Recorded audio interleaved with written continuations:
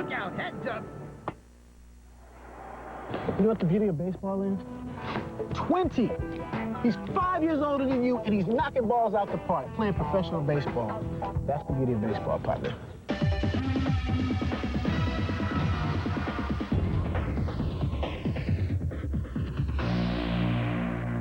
Here's Alex Rodriguez with the bases loaded and 1 out. The 1-2 pitch.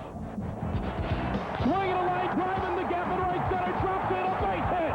Here comes the winning run. Straight from third.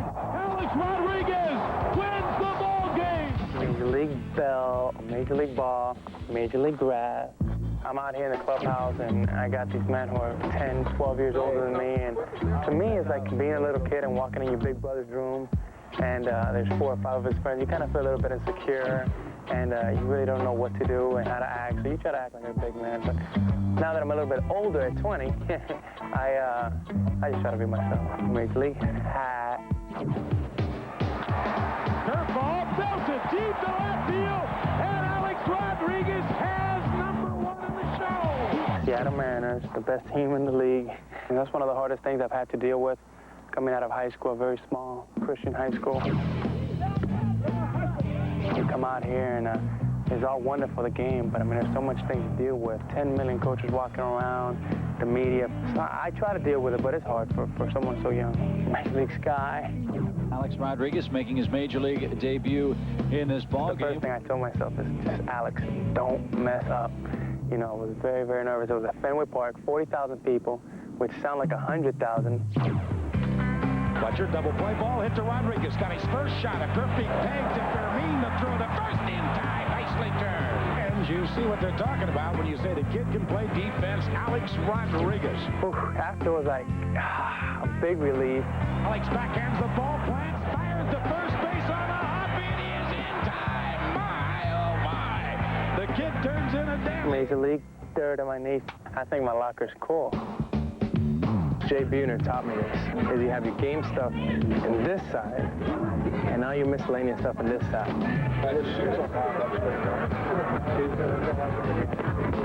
Everything else is pretty good. Top of the locker looks bad. So I have plenty of room in here.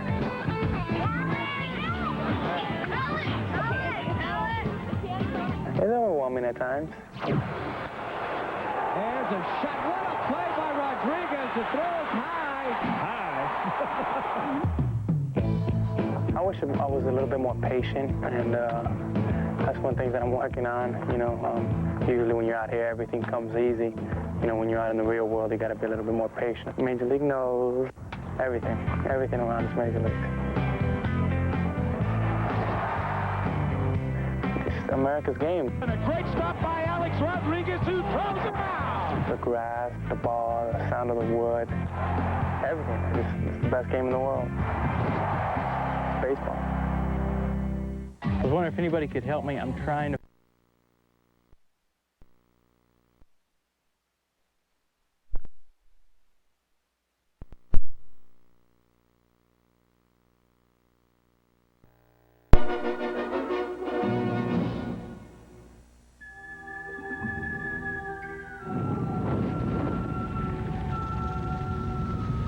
The time has come to explore baseball's past.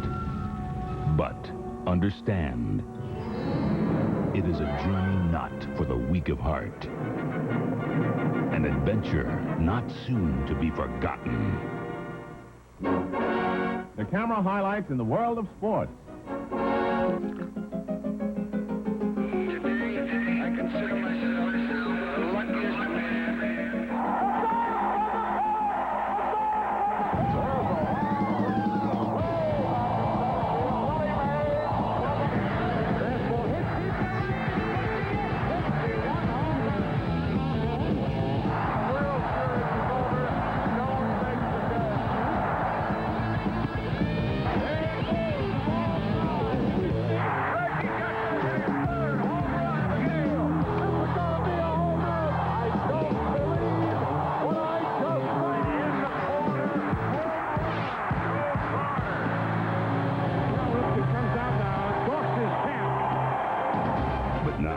Baseball has entered a brave new world, and Fox has the hottest stars on the planet.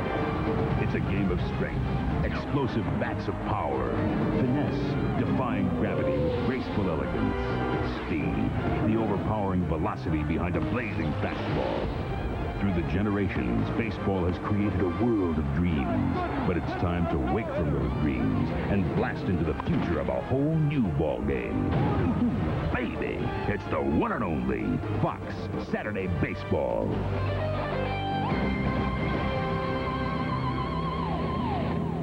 It's the 1st of June and the baseball season is well underway, but it's time for the real action to begin right here on Fox Saturday Baseball. Hello and welcome from Hollywood, California, and studio number 7, where you might be used to seeing the hockey and football guys running around, but not today. We have baseball inside and out. We even have an added surprise to our studio show, a little thing we call Fox Park, and we'll take you there just a little later on. Hello, everybody. I'm Chip Carey. Happy that you're tuned in to Fox Sports for our debut of televising Major League Baseball every Saturday for the rest of the year. Joining me, as they will every week, is a future Hall of Famer and a 9-year Major League veteran, Dave Winfield and Steve Lyons. Guys, welcome 2 months into the season. Any surprises so far? For me, for my money, what makes this season so exciting is that we have league leaders and contenders in new and unexpected places. San Diego, Montreal, down there in Texas. They're keeping hope alive. They refuse to lose. I love it. Hey, surprise, surprise. 1996 is going to go down in history as the year of offense. There's so many runs being scored, tons of hits, and home runs galore. It's unbelievable. You know, I almost feel sorry for some of the pitchers out there, but there's only 3 American League starters right now with an ERA below 3, and one of those guys, Juan Guzman, is out of action right now. And those hurlers only sorry because there's one less easy out in the Major Leagues with you sitting right here. All right, guys, time now for our Fox Watch, and you'll see one of 2 games, either the Red Sox and the defending most valuable player in the American League, Mo Vaughn, facing K.Griffey Jr. and the Seattle Mariners. Or you'll see the Dodgers and Mets from Shea Stadium, where the big story is Mike Piazza. Calling that game is Joe Buck and Tim McCarver. Good afternoon, guys. Okay, Chip, thank you very much. It is a gorgeous day here at Shea Stadium, getting ready for the Dodgers and the Mets. And, Tim, I would imagine all eyes right now are on Dodger catcher Mike Piazza after he suffered that knee injury midweek in Philadelphia. And a knee injury is much more serious for a catcher than it is for any other position player. Will he be affected defensively? I don't think so. There's an old axiom in baseball that if you can catch to squat and give the signs, then you can go down and block the ball in the dirt. The big thing, however, about Piazza, can he swing the bat? Can he push off the back foot without losing power? I think he proved that last night with that monster home run. And there is no doubt the Dodgers need his bat in the lineup. He is in the lineup today. They're 5.5 out, but it's early. And you can't afford to lose the type of power and average that Mike Piazza gives you. We are getting ready to roll on opening day of Major League Baseball on Fox here at Shea. Now we send you across the country to the great Northwest, to Seattle. Josh Lewin and Ken Singleton. All right, thanks, guys. Here at the Kingdome last night, there were a couple of scary moments, and they involved 2 of the bigger names in baseball. Let's start with Mo Vaughn, last year's MVP. Mo was hit by a pitch last night. The ball game just happened to follow an at-bat in which he hit a home run. Kind of a coincidence, huh? Well, Mo hangs over the plate. He understands this can happen. He's okay. He's in there today. K.Griffey Jr. in center field into the wall, chasing down a shot last night just about a year ago into the very same wall here at the Kingdome. But he broke his wrist, 73 games out for the season. Thankfully, Griffey and Vaughn good to go today. The Stars are out indoors for the Mariners and the Red Sox. Let's go back to Chip Carey now in Hollywood. Okay, Josh, thank you very much. Let's get you caught up on what's happened already in the Major Leagues. One final in. It comes from Riverfront Stadium in Cincinnati, where the Braves have beaten the Reds 12 times in a row, but a tough start for Greg Maddux. First of all, an error by Chipper Jones scores the first Cincinnati run. It's 1-0 in the first. Then runners first and second. Thomas Howard doubles down the left field line. Barry Larkin comes in to score. The Reds lead 2-0. They add another run and take a 3-0 lead later into the ball game. All the offense Greg Maddux saw today was mustered by 2 solo home runs, one by Javier Lopez, the other by the crime dog Fred McGriff, and the Reds have now won the game 3-2. First win of the year by Mark Portugal, Jeff Brantley the save. At County Stadium in Milwaukee, tempers flare for the 2nd game in a row. Fernando Vina had his nose broken by Albert Bell last night. Today, Kenny Lofton goes nose-to-nose with him. Darryl Cousins breaks up that little tete-a-tete. No punches thrown. and calm was restored. But Phil Garner saw Angel Miranda pitch a great game, but he walks Kenny Lofton with the bases loaded in the 6th inning. That made it 1-0 Cleveland in that ball game. Then, late in the ball game, in the bottom of the 7th inning, a 2-strike triple off the bat of Jose Valentin scores Greg Vaughn.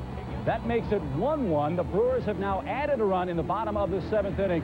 David Hulse with an RBI single as the raindrops falling at County Stadium in Milwaukee. There it is, 2-1 your score. The Brewers lead the Tribe. Dave, what about that Cleveland Ball Club? All kinds of offensive chances today. Now they're trailing by a run. Well, although expected, there's not a lot of offense being generated from the Tribe or the Brewers, and these are two of the most prolific offensive scoring ball clubs in the American League. Pitching has been dominant. It's taken a center stage today. Jack McDowell has done extremely well, and also Angel Miranda. But it's the bottom of the 7th, and the Brewers have taken the lead. How about this Atlanta ball club? Could it be that Greg Maddux is actually human?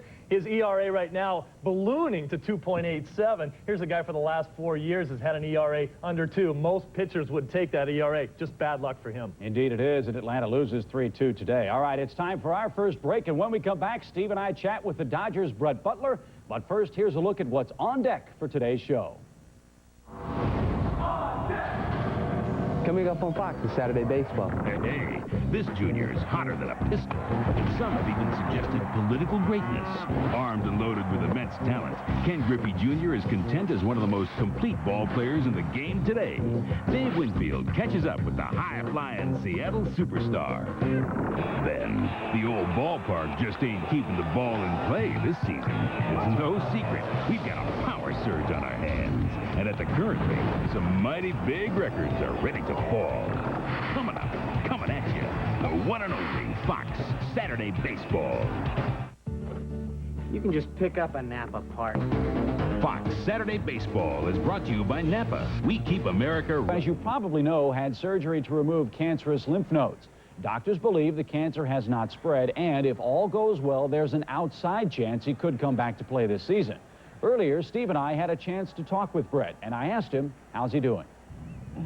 Well, I guess on a scale from 1 to 10, feeling-wise, I'm probably about a 5 or 6. I had the sutures, or I should say the staples, removed from the side of my neck right here, 34 of them. Goes from here all the way down, and then from my Adam's apple around to the side here. They were removed, so that's real, real tight, but there's not a lot of pain. I've got sutures in the inside of my mouth that are pretty sore. Still having trouble swallowing a little bit, and it seems to, because of the soft palate, makes it a little tougher to drink water because it has a tendency to come out your nose, and just little nitpicking things. But other than that, I'm doing all right, trying to get my strength back and trying to gain about 10 or 11 pounds that I've lost. Despite the toll that this has taken on you, it has to be a tremendous bit of pressure for your family as well. How have you as a family dealt with this tragedy? Well, my wife has been a rock through this whole thing. You know, there's scripture that talks about peace beyond understanding, and Evelyn seems to have had that. God has revealed that to her. I don't know why. There are people that have come to console her and help her to relax, and she's more or less done that to them. The kids have been very good at handling this. They asked all the questions to the doctors. Can my father die? Will he die? Is he going to change? Is he going to be in a lot of pain? Those questions were all answered. They feel pretty comfortable with it. So we're kind of to a point of normalcy around here, and the family's done very well. You know, you have been such an inspiration to your team and your teammates through all of this, and yet they have been almost equally as inspirational towards you, taking your uniform on the road, setting up your locker. How has that made you feel? I'll tell you what, there's really not words to describe it. Not only in Atlanta and the way the guys have handled it and acted and treated me, but to former teammates and teams like the Mets, and, you know, getting called from Dusty Baker and Robbie Thompson and from the guys, and then the outpouring of love throughout the nation. It's just overwhelming for me, and well, if I really sit down and think about it, it chokes me up. Well, Brett, as always, thank you for the visit. We're sorry it's under these kind of circumstances, but our thoughts and prayers are with you, and the best wishes to you and your family. Well, we appreciate it. Again, we feel the thoughts and the prayers, and that's the only way we can get through it is through the guidance of Christ. And for us, we feel your prayers, and we thank you. So, Dave, heady stuff for this young man to deal with now. Wow. There's absolutely no good time to face illness or injury on a baseball team or in life in general. What happened to one of baseball's good guys like Brett Butler really puts life into perspective. And, you know, the great Run Derby is being tossed around this season, and we'll take a closer look at one of the men responsible for the increasing number of homers. That's All-Star K.Griffey Jr. Get a little older, get a little wiser.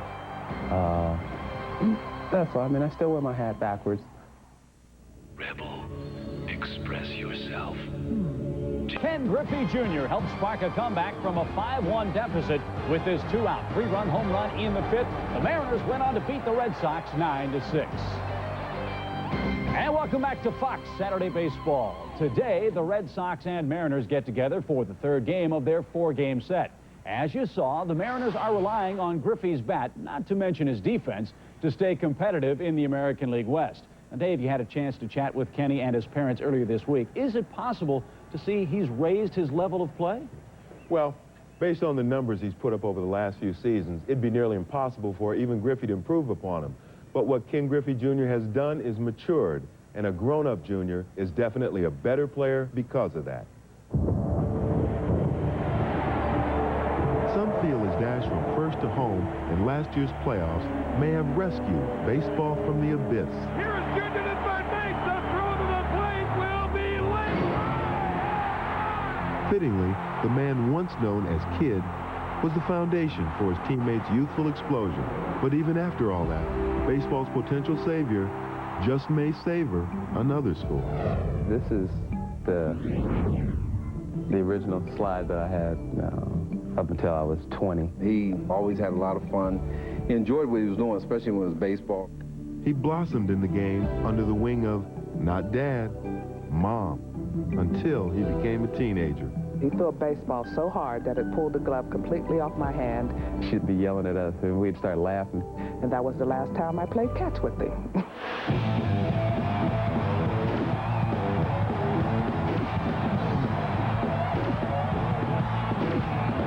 I recall, hat on backwards, maybe his shoes untied, maybe a slow trot to the field, but always a good big smile on the face. Your demeanor has changed a little bit. Get a little older, get a little wiser. And I've seen the change since he's been married. Then I've seen another level when he had his first child. Hi. The one thing he did as soon as Trey was born, get rid of all his fast cars. Gotcha. And now that he has a little girl, forget it, he's lost. I mean, he is hooked. His maturation as a ball player and a person have gone hand in hand. He has assumed more leadership and responsibilities for his baseball family, as well as the family he cherishes. Let's see, all these books. 90% of them are baseball related, and then you got the book that says, you've been doing some reading, huh? Well, the early stages in life, the importance of reading to your kid, spending time with them, taking them places, those are things that I have to do, and that's what the book tells you. K.Griffey Jr. The latest chapter in Junior's life is a political ad campaign. Presidential candidate. We're not a nation of individuals. We're one big American league. What would he be like as president? Everybody be playing Nintendo. What do you have in store for education? You just get Monday off, and you get to leave early Friday. How about it, Mom? What would he be? How would he be? I wouldn't want him to be president, not at this age. He has matured a lot, but please. Wait a minute. We're not serious about this, are we? No. I just want y'all to know that. Oh, no. No, we're not. It was obvious from our little talk that Junior may no longer want to be referred to as the Kid, but what he'll be known for many years to come, that's the franchise. You can't call him the man either. That's Stan Musial's nickname, although Junior shares the same birthday, November 21st, and birthplace, Donora, Pennsylvania, as Stan Musial. But, Steve, bigger problems for the Mariners. Last year, they were able to overcome Griffey's absence for half the season. This year, they're missing the big unit, Randy Johnson. Yeah, Randy Johnson has this back problem, and that's going to keep him out of the lineup maybe indefinitely. We don't know when he's coming back. But I'll tell you what, I think it's more important that you keep your everyday players healthy because they can beat you so many ways. We noticed the big surge that the Mariners had last year when Griffey came back to the lineup. And if you can keep them healthy, they can beat you with a glove, they can beat you with a bat, they can beat you with speed. For as great as Randy Johnson...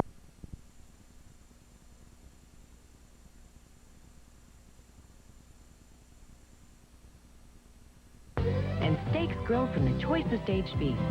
Is on Mike Piazza's league-leading hitting and power.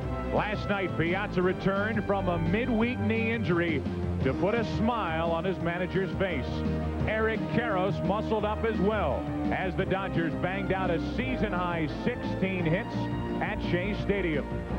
Tommy knows the Dodgers' success rests on the broad shoulders of his all-star catcher. Sore knee and all, the Dodgers need him now and for the stretch. Hi, everybody. Welcome to Major League Baseball on Fox. Same game, but a new attitude.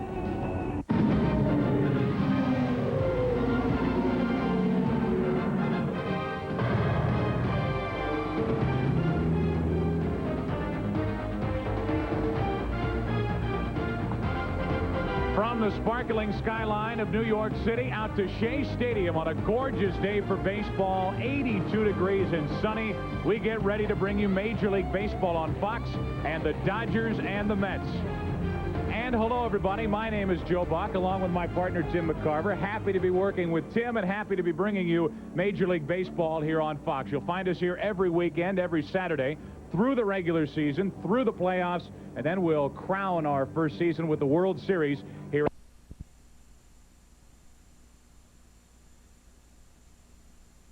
In contention. The Blue Jays are ahead of them, so are the Orioles and the Yankees. They'll appeal the check, but Jose Canseco held back. As again, they're coming right at these Boston hitters. Valentin, Vaughn, Canseco, they all scoot right up right there on the inside part of the plate. See, Canseco wears that guard as well. That protects his elbow area. He's been hit there before, and it has forced him on to injury and on the disabled list. So protection for he and Vaughn, the hitter prior to him. 1-2 slider missing away. 2 balls, 2 strikes to count to Jose, who's been battling back spasms and some horrible allergies, too. Anywhere where there's a big pollen count. Canseco says his eyes water, they get all sticky, and he has a tough time just seeing the ball. As I said, he has to stay healthy. He's had a history of injury, and he hasn't played more than 119 games since 1991. That can't happen for the rest of the season. Got him on 2-2 with some heat, and down go the Red Sox. Seattle coming up with K.Griffey Jr. set to bat third, scoreless in Seattle. You can just pick up a Napa part and feel the quality. When you look at the price, it feels even better. Pick up your share of quality products at Napa's Red, White, and Blue sale. With Autolite resistor spark plugs only 69 cents after rebate. An Evercraft 25-piece toolkit just $15.99. And second place in the West, Cora and Bragg atop the order. And then it gets fun. Griffey, and then Edgar Martinez DHing. And Edgar Martinez far and away leading baseball with 29 doubles. J.Buhner and P.Sorrento, some guys that can pop it out as well. Davis, John Marzano in for Dan Wilson, and Luis Sojo in for Alex Rodriguez. Well, defensively for the Boston Red Sox, you can look at the percentage at the bottom of your screen. Their second worst fielding percentage in the American League. Only the Tigers have been fielding worse.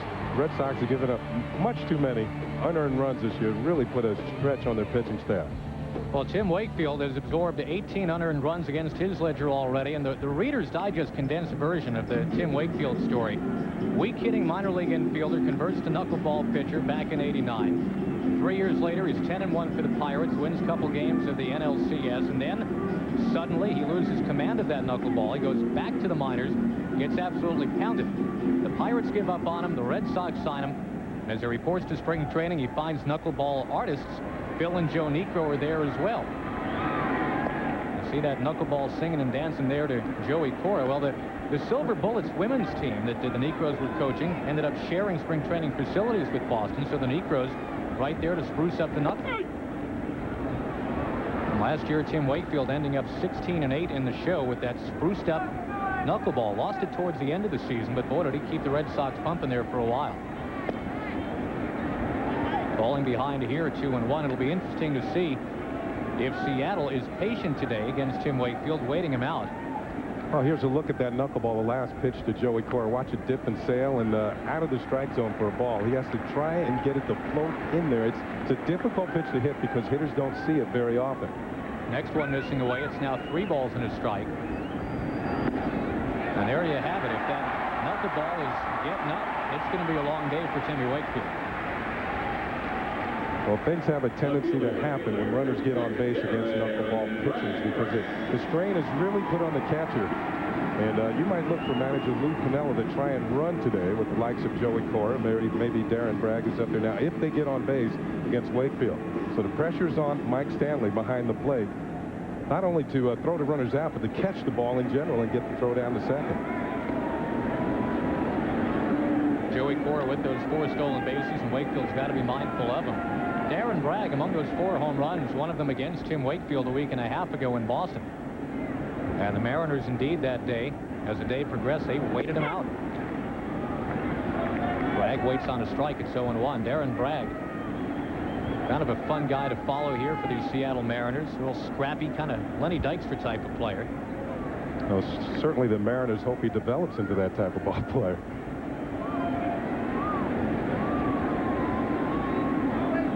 I guess the big difference with Bragg and Dykstra is Dykstra calls everybody dude.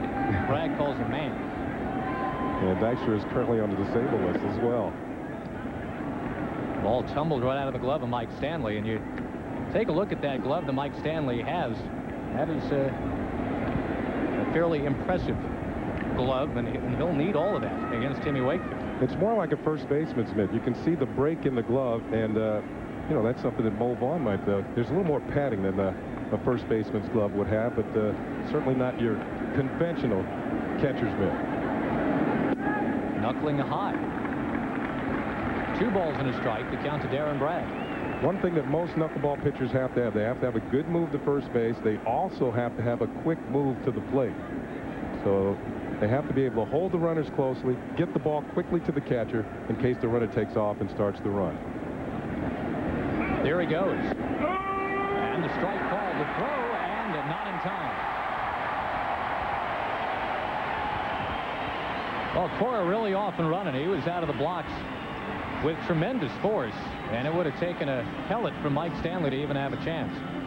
Well, they're coming out aggressively against the knuckleball pitcher. You can see Wakefield's delivery. First of all, Stanley has to worry about catching the ball. It was down. It's a tough pitch to throw a runner out on, and there's the throw down to second. You can see Cora's in there safely. Number 5 on the season. Darren Bragg launches one, but drifting back on it is Kyler. Cora tags, and we'll see if he tests the arm. He does. He's sprinting towards third, and the throw missing up the line.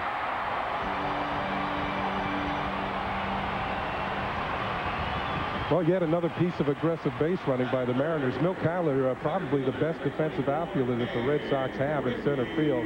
Cora took a chance and tries for third. It pays off. He's over there with 1 out. You see Kyler, he played this play perfectly. Stepped into the throw, strong throw to third base, but it's offline, and that's the difference. If it's online, they get Joey Cora. Well, the way it turns out, Cora 90 feet away, and it means all you need from Griffey now is to fly a ball of any depth to get on the scoreboard at this point. And 8 home runs in the last 10 games for this guy, Ken Griffey Jr. To the alley this time. That'll chase home Cora. And Griffey's going to fly into second base easily with a double. Seattle leads it 1-0.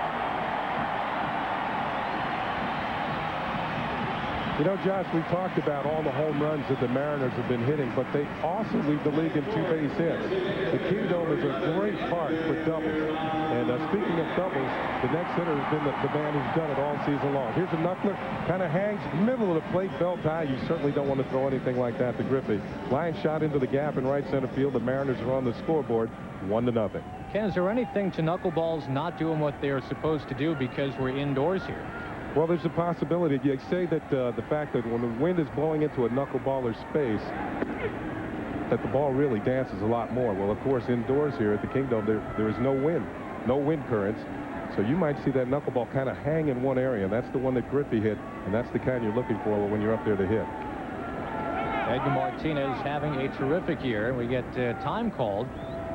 Looks like somebody dropped an article of clothing out of the right field stands and onto the warning track. It is a hat. We have official word. It is a hat or a helmet. Well, that's what the Mariner fans have taken to wearing here because of all the home runs hit up into the bleachers. Yeah, suits of armor wouldn't be a bad idea for a giveaway. They've been rocking it out in this series. 10 home runs in 2 games, 7 by the Red Sox, 3 by the Mariners. Edgar has to swerve out of the way, and that knuckleball is tap dancing all over the place here early. Tim Wakefield unable to control it, and Seattle has beaten up on Wakefield before. The only time that Tim has pitched here at the Kingdome, it was his shortest ever stint as the Red Sox, lasted 3 innings. I wonder if you can pitch around a hitter with a knuckleball. You know, he has the base open.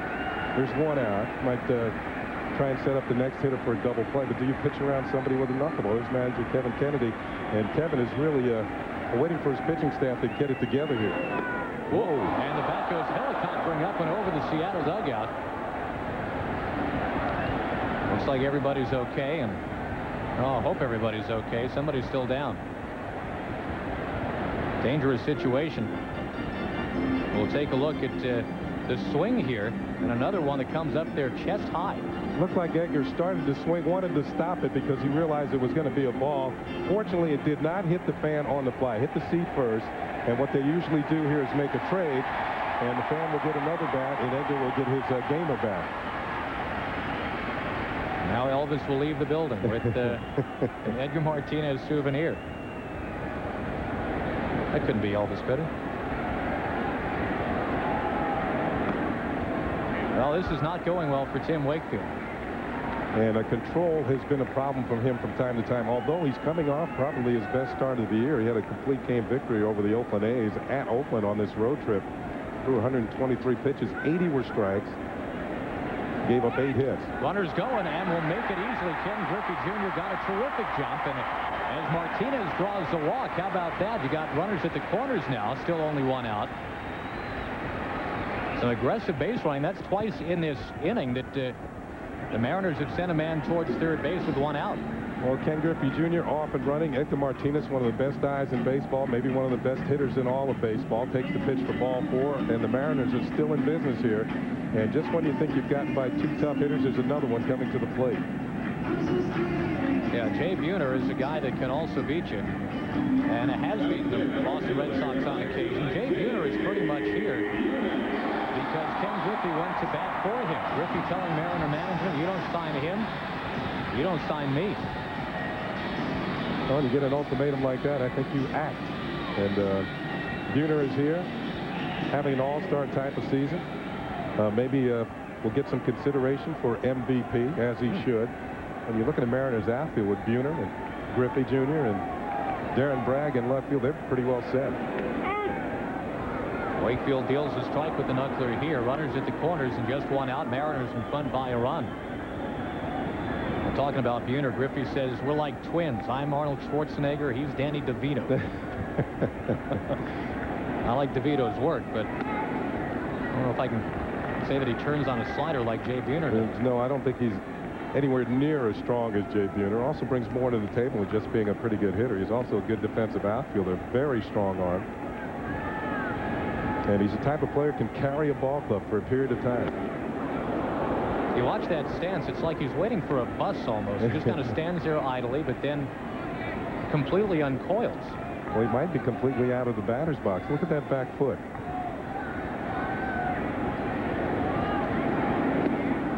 Knuckleball dances right by him. J.Buhner, he is done.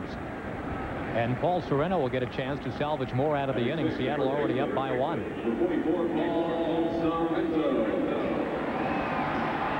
Here's the last swing, and a lot of hitters feel that when you get 2 strikes, the knuckleballer really goes after you, throws you that good hard one, and Buhner didn't have a chance on that last floater to the plate. Thing about a couple of sluggers in this game, Buhner for one, Vaughn another one. They do hit him a long ways, but they are prone to the strikeout too. Ball captured by Stanley in a nice play. You always got to be alert. Anytime it's Tim Wakefield on the mound, even with that big floppy first baseman type mitt Mike Stanley employs today. Well, the way that knuckleball's moving around, that's not easy. Let's take a look at the box in the lower corner of your picture there. The red dots, first and third. That's where the runners are, and that's what Wakefield's trying to eliminate here in the bottom of the first inning. Looks like he has vaporized him as he gets a pop-up from Sorrento. And Naring able to take it. That is the inning. Seattle scores 1, and that's it at the end of 1 inning. 1-0 ball game. We'll see Mike Stanley hitting soon.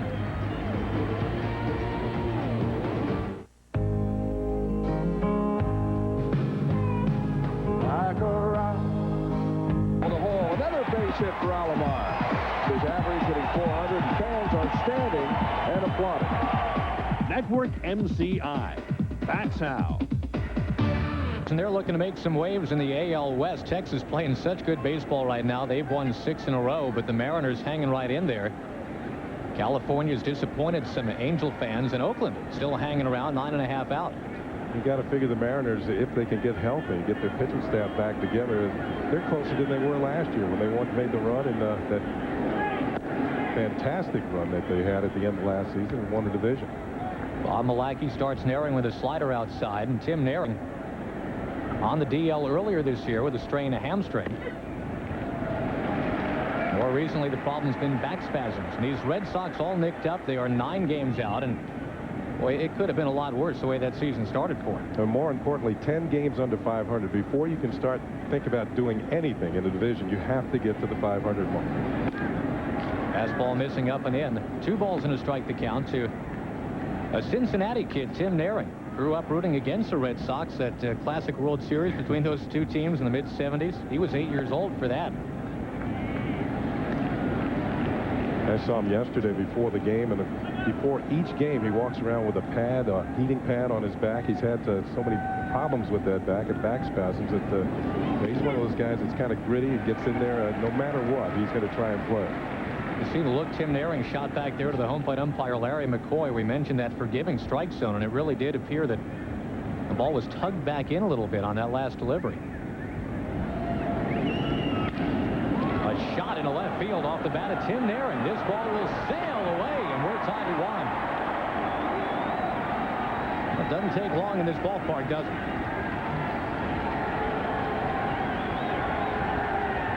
Well, 3-2 pitch out of here, and this, of course, here at the Kingdom, the tradition that's going throughout baseball is to have the ball thrown back on the field when a visiting player hits a home run. 3-2 pitch. Milacki doesn't want to walk the hitter, and sometimes it's good to have a power hitter at the plate leading off an inning. Milacki comes in with a pitch right down the middle, and Naring jumps all over it. You can see Bragg. He's going to get the last look at this one before it disappears over the fence, and we've got a brand new ball game. Now Mike Stanley, who joined the home run hitting festivities last night. Fastball missing away. Mike Stanley,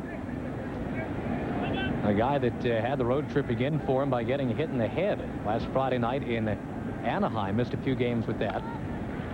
Milacki pops him up. Joey Cora waiting and grabbing it. Now we're ready.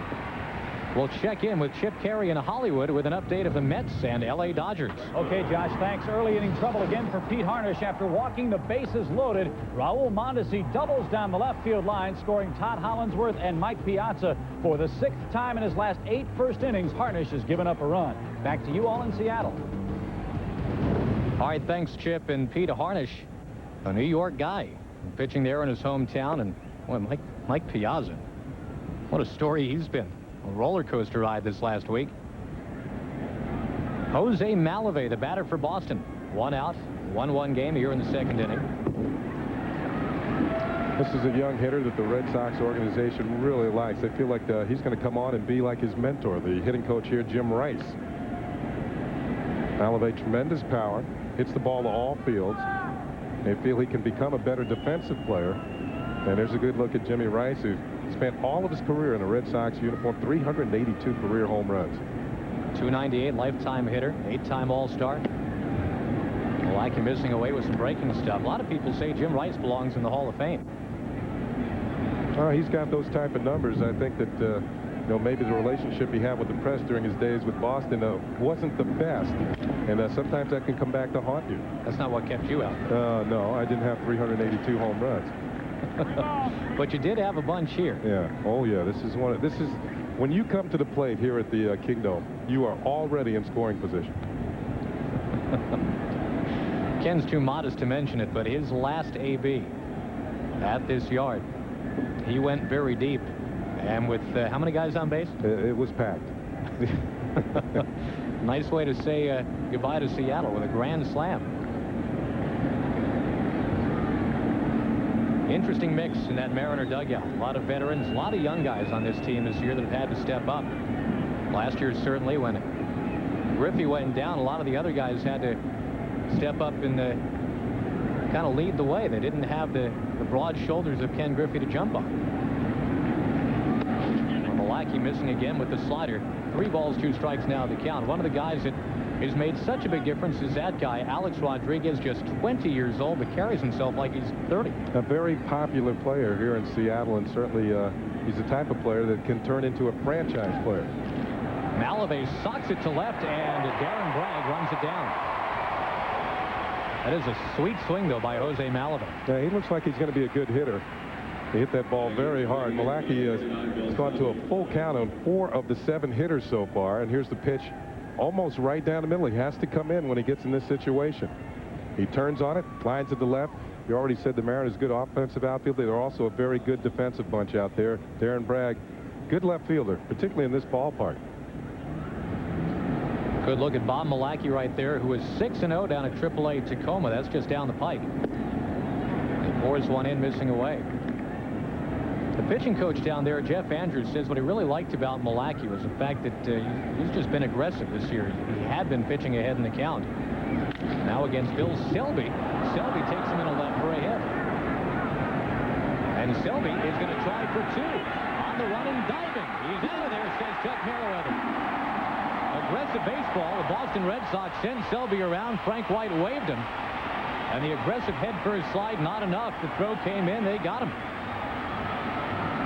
Well, not only the Mariners being aggressive on the bases, and it's not such a bad idea with 2 outs, trying to get down to second base in the scoring position, but an accurate throw gets him. However, the Tim Naehring home run knocks it up. We're 1 heading to the bottom of the 2nd in Seattle.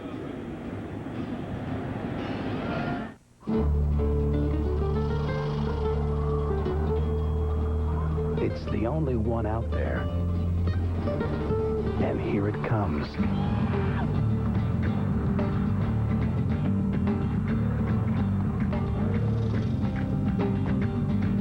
Introducing the only compact pickup to offer a 3rd door. Okay, folks, show's over. Chevy S-Series, like a rock. Hanson, the sales report was a disaster. Your group has the lowest performance record in the history of the company, and you're a total disappointment.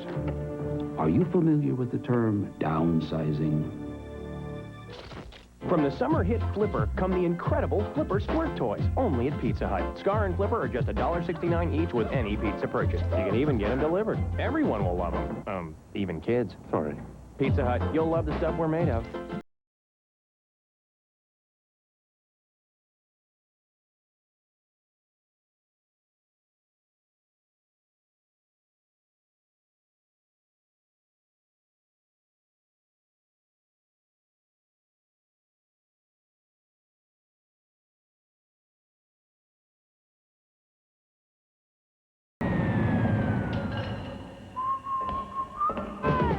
Mug root beer. The foam goes straight to your brain.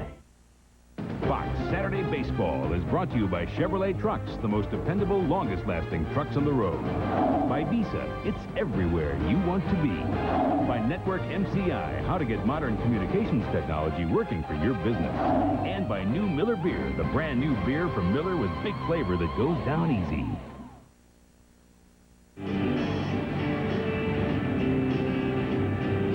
On to the bottom of the 2nd in a 1-1 game, and on Monday night, Fox invites you to enter a world where courage isn't an option. It's a way of life. If you've ever wondered what makes a hero, you're about to find out. Don't miss the series premiere of the new Fox drama, L.A. Firefighters, Monday at 9, 8 Central. Man. As we come to live action here, the very first pitch from Tim Wakefield knuckled right at Russ Davis and plunked him. He takes off for first. A hit batsman getting the bottom of the 2nd going, and the inconsistency of the knuckleball has been part of the story so far. A ball that fluttered in that time at 67 miles an hour. It's like a mosquito bite when it hits you. Beaten on the ground near short. Marzano will be doubled up. He's first pitch swinging, and kind of goes against the grain a little bit, Ken. We talked about having to exercise some patience, wait out a knuckleballer a little bit, especially after everything was tumbling up in the zone in that first inning. Well, Marzano hitting to the double play erases Davis in first base, so Wakefield can rest a little easier. He's got 2 outs, and Luis Sojo coming to the plate. Here's the ground ball. I wouldn't call it a perfect or a tailor-made double play ball. It wasn't hit very hard, but certainly the Red Sox turned it over very nicely. Now Luis Sojo down on the count 1 strike. A guy that is willingly passed the mantle to Alex Rodriguez at short. Pops a hold at the first one here, and a chance for Tim Naring, who glides it across, and we have one of the quickest innings ever in the history of baseball. At the end of 2, we're still knotted at 1. We'll take a look at Kyler, Hosey, and Valentin back in Seattle after these messages from your local station. You're watching Fox Saturday Baseball. Please take note. You're watching Fox 49, KPDX. 2/3 of all LS400 owners purchase another Lexus, making the LS400 #1 in its class in customer loyalty. European luxury cars, they're not even in the hunt. Lexus, also the #1 car line in customer satisfaction, an unprecedented 5 years in a row. See Lexus of Portland. The hunt is over. Oh, she's got to notice me when she comes by. I mean, look at me. What's not to notice? I'm here. I tell you, if you want to feel good, you got to look good. And if I'm going to run good, I got to feel good. Look at me. I'm designed for a high-octane gas. I love it. Tied in the 3rd here in Seattle, and the Mariners would love to see that guy not standing in a doorway, but out there on the mound. Randy Johnson is out with that bad back. It's actually a shooting pain that gets down into his leg. Whatever, he's not out there, and the Mariners do miss him. Well, anytime you have a pitcher out of your rotation that during the course of the previous season, the team went 27-3 in his starts. It was almost like guaranteed win day when he was on the mound. Bob Malachy got that slider right in. They're missing Johnson. They're missing the Boz. Chris Bosio is out, too. They don't know when he's coming back. Well, he's had knee surgery again for the 7th time during his career, and that's starter #1, starter #2 out of your rotation. Milt Kyler lofts one towards Darren Bragg. And there's your first out here in the top of the 3rd. Milt Kyler may be the one player on this field who best represents what the Kingdome does to mortal man. Milt Kyler came into this series with 1 home run in his last 630 at-bats. And Thursday night, 2 home runs and 3 at-bats. Give me a bat. Kind of says it all, doesn't it? It's part of a 3-for-3 night for Kyler. I mean, you have Kyler hitting home runs. You have Posey hitting one last night. I mean, these are not the players that the Red Sox rely on for their power surges. But certainly getting the Red Sox off to a good start last night. Dwayne Hosey with a home run. And as you can see, his only home run of the season thus far. Malachy missing with that breaking step down and in, 2-0. Dwayne Hosey riding the shuttle back and forth between Boston and Pawtucket this year. He was really starting to rake down there at AAA. Again, Malachy falling behind. It's 3-0. We mentioned he was claimed off of waivers, speaking of Hosey, as Malachy's doing the pitching here to him. But General Manager Dan Duquette has used the waiver wire quite well. He's also picked up Troy O'Leary, another Boston outfielder that way. And O'Leary right now has a sore hamstring, so he hasn't been playing that much lately. And there is a dreaded 1-out walk. And Malachy checking with his infielders behind him to see who's going to be covering on the double play. And it looks like Joey Cora has waved back to him, said, "Get it to me. I'll do the rest if the ball's hit back to you." You can see the infielders right there at double play depth. They cheat a little bit towards the bag at second base. Nice size lead for Dwayne Hosey over there. John Valentin to the plate, and he requests time. John Valentin, a college teammate of Mo Vaughn's at Seton Hall, and back when he was a lot skinnier and a lot less polished, he batted 9th on that college team. Double play ball. Ken Singleton called it. 6-4-3 around the horn. Nicely done, Ken. Bob Malachy marches out of there with this 1-1 game still intact. Top of the order coming up for Seattle. Here in Seattle, Josh Lewin with Ken Singleton. Baseball on Fox on a Saturday, a 1-1 game, and Tim Wakefield, the knuckleballer, against the top 3rd of the Seattle order. Number 3 in that order is K.Griffey Jr., who's got the RBI double for the Mariner run. Cora was the guy who scored that run, and he looks at the knuckleball dancing away. Cora got on base with the walk, stole second, moved over on a fly ball, and scored on the double by Griffey Jr. Cora's looking forward to the free agent draft that's coming up on Tuesday here. And not so much because of him. He's already signed and delivered here with the Seattle Mariners. But his younger brother, Alex, plays at the University of Miami. And he's eligible to be drafted. And Joey would like to see him come on and eventually make it to the major leagues. 2 balls and a strike to Cora. He hops on a high knuckler. This one has a chance. This one banging off the wall, and Joey Cora going to motor on towards second. Good arm from Malavey, but Cora beats it in there for the double.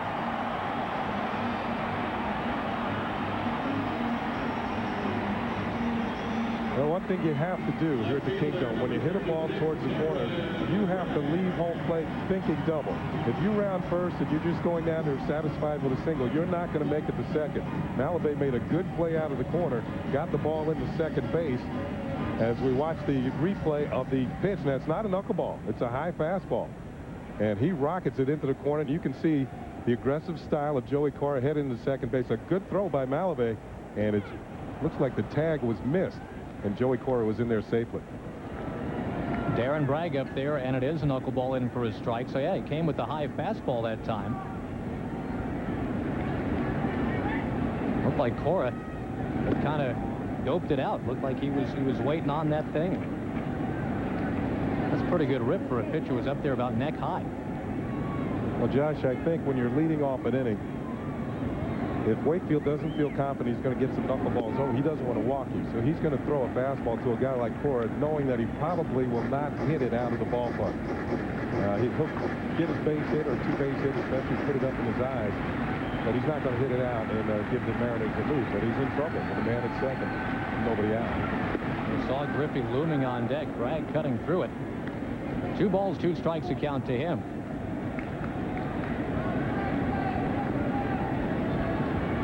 I mentioned Bragg had a home run against Wakefield a week and a half ago. Russ Davis also hit one out in what was a 6-1 Seattle win. It's a short for Valentin. Slings it across and moving to third on the player's course. So works kind of like the sacrifice. Again, you've got a runner at third and just one out, and you've got the man you want up there. Here comes Junior.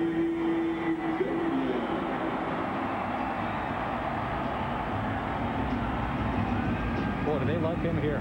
Well, Junior can pick up the RBI here. I think he has to thank Darren Bragg, the hitter just in front of him. Second time today that he has moved Cora over to third base after Cora got the second with nobody out. Always made a point of that. Go into the hitter in front of you and shake his hand, say, thanks for setting me up. Ball and those strikes to Griffey. How do you avoid this guy beating you, Ken? It's not easy. No, you know, you really have to pitch to him because Edgar Martinez and Junior are following the order, so you have to throw in something. Leaped out of his spikes to go and get that one. It drops in and then out of the first row. If you pitch Griffey down and away, which some pitchers tried to do early in his career, he can get those arms extended, beat you anyway. He hit the home run off David Cohn in the playoffs last year. He hit that one with one hand on the bat. But if you go inside, you better go all the way in and jam him, because if you leave the ball out over the plate just a shade, well, he can hurt you there, too. Yeah, tremendous bat speed. I think that separates the better hitters from the ones who, just up there trying to earn the living. Griffey will score the run with a ground ball. Vaughn touches up. Joey Cora touches home plate, and Seattle grabs the lead here in the third.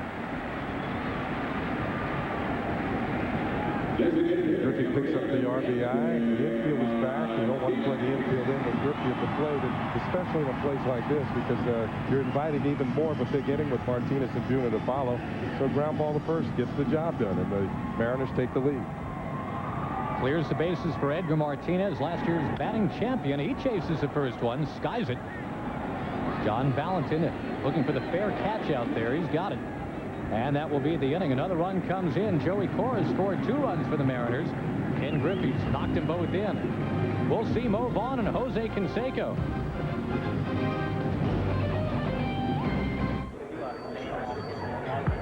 Welcome to Olympic basketball teams. As a host to this year's... At the Kingdome, Seattle holds the lead 2-1 as we move to the 4th. Nice crisp ball game so far. Runners being advanced without necessarily the home runs having to have been hit, although Tim Naring has graced us with one. That is 6th of the year for the Boston run, back in the 2nd. And now, ladies and gentlemen, Mo Vaughn. would be great numbers for the end of the year. 20 home runs, 56 runs batted in. Well, Mo having a better year than he did last year. One of the reasons his on-base percentage is much, much higher than it was a year ago when it was 388, which isn't bad. But this year it's 445, and he has been getting on base with even more regularity. Joey Cora was essentially playing in shallow right, and he made the play on that hot smash by Mo Vaughn. It'll bring up Jose Canseco. And do you remember, right about this time of year, 3 years ago, it was May 29th, 1993, Jose Canseco and his pitching line that day, 1 inning pitched, 2 hits, 3 walks, 3 runs, 3 months missed with reconstructive elbow surgery. And here he is in a more conventional mode today. Well, Kevin Kennedy had to spend the better part of that year living that down, and now here's Canseco and Kennedy together in Seattle as the Boston Red Sox play the Mariners today. You can bet that Canseco will never hit the mound again. Will Roger Clemens ever go to the plate again? Yeah. I guess is the question. How about that last week? That was great. Punched in a left by Jose Canseco. And the big guy's got his first hit today. Tim Naring coming up. He's already got a homer to his credit this afternoon.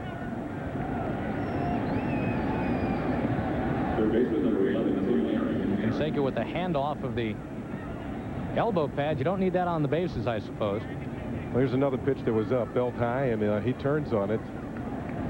And Canseco, he maybe feels like I should hit that one a lot harder. I mean, that was a solid line drive into left field.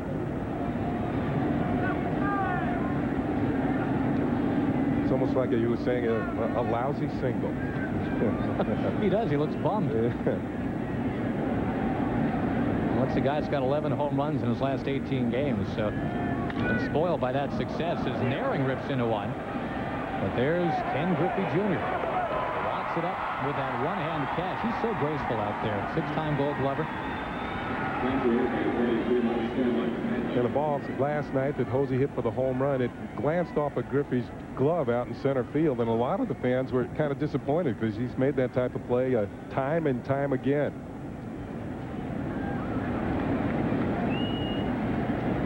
Bob Milacki, after going to all those full counts early, well, the Boston Red Sox are starting to chase a lot of first and second pitches. He's been right around the plate, and I guess that's why.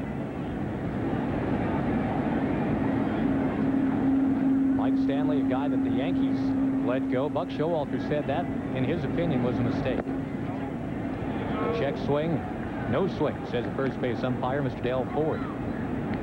Well, Stanley last year an All-Star for the first time with the New York Yankees, American League All-Star, and it's not so bad that I think for the Yankee fans feeling that he left and signed somewhere else as a free agent, the fact that he signed with the Boston Red Sox, that really made it hurt for Yankee fans.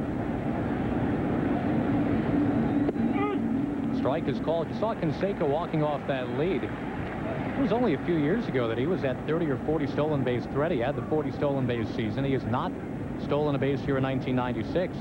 And in fact, yesterday, Ken was not being held on. He is being held on in this situation. A 2-1 ball game favoring Seattle.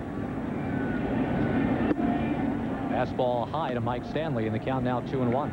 I think the fact that Jose has had so many injuries during the course of his career has really cut into his speed. He's not the speed merchant that he once was. He's not the total threat, but certainly a threat when he gets to the plate. And that's what really the Red Sox are paying him to do, drive in the runs and hit the home runs and help put people in Fenway Park. Big rip for Mike Stanley, and over the years, this guy's been the poster child for why it's so crucial for a pitcher to get ahead of a hitter. Stanley, a very extreme case, but when he's ahead in the count these last 5 years, he hits .419. When he trails in the count, his batting average is $185. Ooh. Well, he's even right here, 2-2. I was going to say, you can go either way at this point. Fastball drilled into left field. Darren Bragg gives it a shot. Darren Bragg has got it.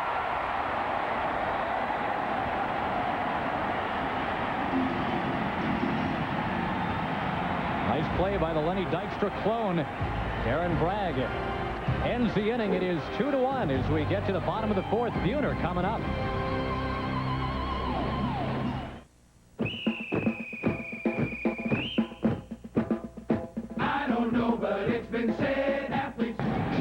Kind of tame by Red Sox and Mariners standards today. 2-1 as we move to the bottom of the fourth. Josh Lewin with Ken Singleton, and very happy to have you with us here on Fox. J.Buhner to the plate, goes by the nickname Bone, short for Bonehead. And it's not what you think. He got that nickname back in high school when he lost a fly ball and the lights hit him square on the coconut. The coach ran out to see if he was okay.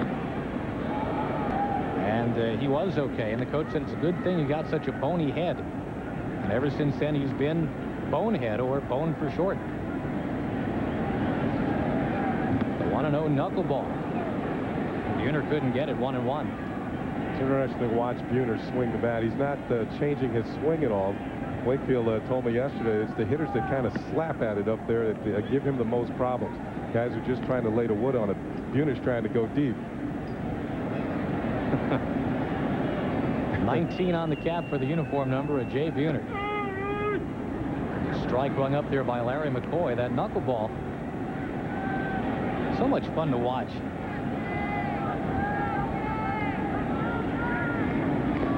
Buhner getting a piece of it that time.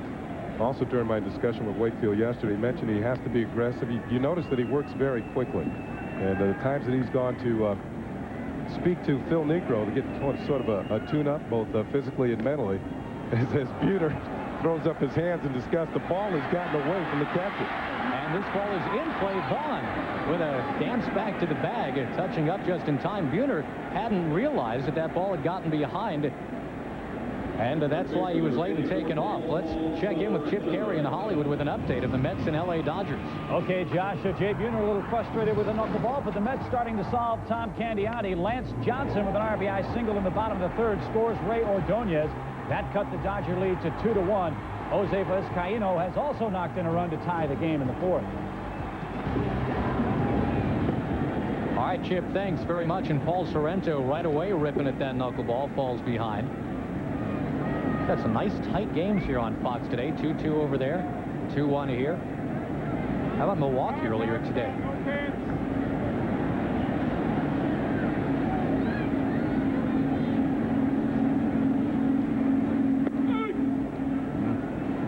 This is the inning where Wakefield has had his best rhythm so far. He's getting the ball over the plate. He's got the same amount of time between pitches. You saw Sorrento step out. He wasn't ready to hit. Sorrento lofts it into left center. Milt Kyler waving for it, and has it. And that's 5 in a row now, set down by Wakefield. Josh, it's interesting to note I was talking about the fact that Wakefield talks to Phil Niekro about the knuckleball. It's almost as if he's the guru, sort of. And both physically and mentally, he gets him going, prepares him. And Wakefield came into this year with 30 lifetime victories in the major leagues. It's interesting to note at the same age, Phil Niekro only had 17 wins. So knuckleballers are known for longevity. Of course, he ended up with 318. So Wakefield, if he can continue to be aggressive with his knuckleball, he can pitch for years and years. 1-0 the count to Russ Davis. 2 out here, and a knuckleball trying to be tugged back in the zone, and Larry McCoy did not bite. You think about the Niekros, Charlie Huff, Hoyt Wilhelm. Just keep going. Big rip. But not with that ball doing the lambada on its way in. 2 balls and a strike. Russ Davis hitting .245. He was nicked by a pitch in the second inning, then erased on a double play. Didn't get that one either. The count 2-2. That was a nasty one. The coolest thing about the knuckleball, I mean, for decades, players and scientists have tried to figure it out. They've had research groups working on it. Nobody gets it, and that includes Russ Davis. As he waves right through it, that gets us through 4 innings. 1-2-3 go the Mariners, and it is 2-2 heading into the 5th with the bottom of the order coming. Malavy, Selby, and Kyler. This minute. They're enjoying it here in Seattle, a 2-1 game. We're enjoying it too. What is that, lipstick or ketchup on the side of that kid? Couldn't tell from that angle. Here we go to the 5th inning. Jose Malavey up there. Milwaukee misses with a slider, 1-0. This fella turning 25 yesterday, native Venezuelan. This one into foul territory, first base side. And it'll be swallowed up over there by the dugout. Bob Milwaukee, as we were talking about earlier, Ken, he was going to have to mix it up a little bit. He was going to have to be aggressive. He was going to have to spot that fastball. He's doing it. He's done a very good job this afternoon against a pretty good hitting ball club in the Boston Red Sox. Here's a look at that last foul ball, and John Marzano streaking into your living room. Hello, John. Nice to see you. Strike on that outside half, and again, we mentioned Larry McCoy. In a season where the umpires have been getting a lot of flack about a shrinking strike zone, his is still very comfortable if you're a pitcher. Chops at the slider. Does Jose Malave gets a piece? Yeah, Larry was that way back in the days that I was in the Texas League. So he had a strike zone very similar to the one he has now. Larry's one of those umpires who's known to move the game along. A lot of strikes when he's behind the plate. So the hitters, once you get the know to umpires, you know which ones you have to be up there and swinging against. To Bragg for the first out here in the fifth. There's something going on. Let's check in with Chip Carey in Hollywood with an update of what's happening with the Mets and the Dodgers. Indeed there is, Josh. Former Mariner Mike Flowers starting to heat up. His second solo home run to right field in as many days. His third of the year puts the Dodgers back in front 3-2 in the middle of the fourth inning. All right, Chip, thanks. And you see, as the Dodgers try to hang in there, Flowers has been a nice pick-me-up, and he's a native of Washington State. A little broken bat, bloop single for Bill Selby. Now, last time he tried to turn a single into a double and paid for it. This time a little bit more restrained.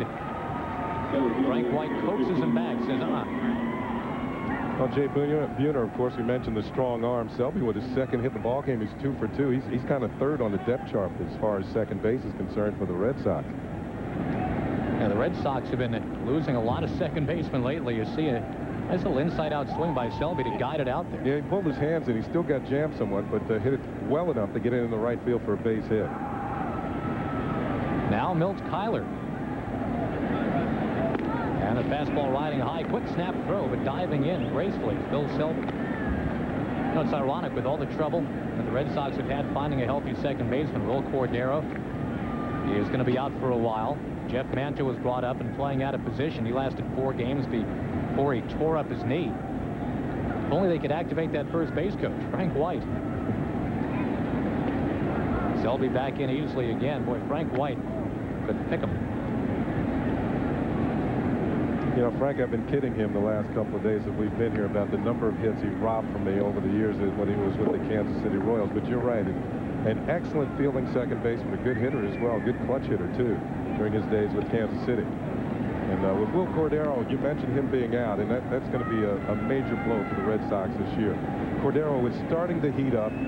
He's starting to feel more comfortable at second base, and I think he's the type of hitter. He had 25 RBIs in his last 25 ball games, and he's a good clutch hitter. Kevin Kennedy is really going to miss Cordero. It's going to hurt the Red Sox chances this season. Slider down and in, 2-0 the count. You still sound a little bit bitter about Frank White taking all those hits away from you. Well, between he and Willie Randolph,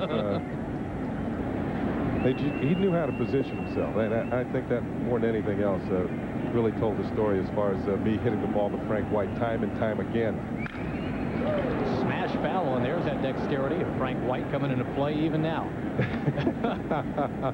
He was the first ever graduate of the very notorious Royals Academy back in the early 70s. The Royals bankrolled the baseball executive Sid Thrift to open up that academy down in Sarasota, and they kind of used the players as guinea pigs. They experimented with renegade base running concepts like the timed measured lead, and they worked with flashcards. They did all kinds of vision exercises. They worked on hand-eye coordination. That was revolutionary stuff for 1973. It's kind of commonplace today. A lot of things have changed in baseball since 1973.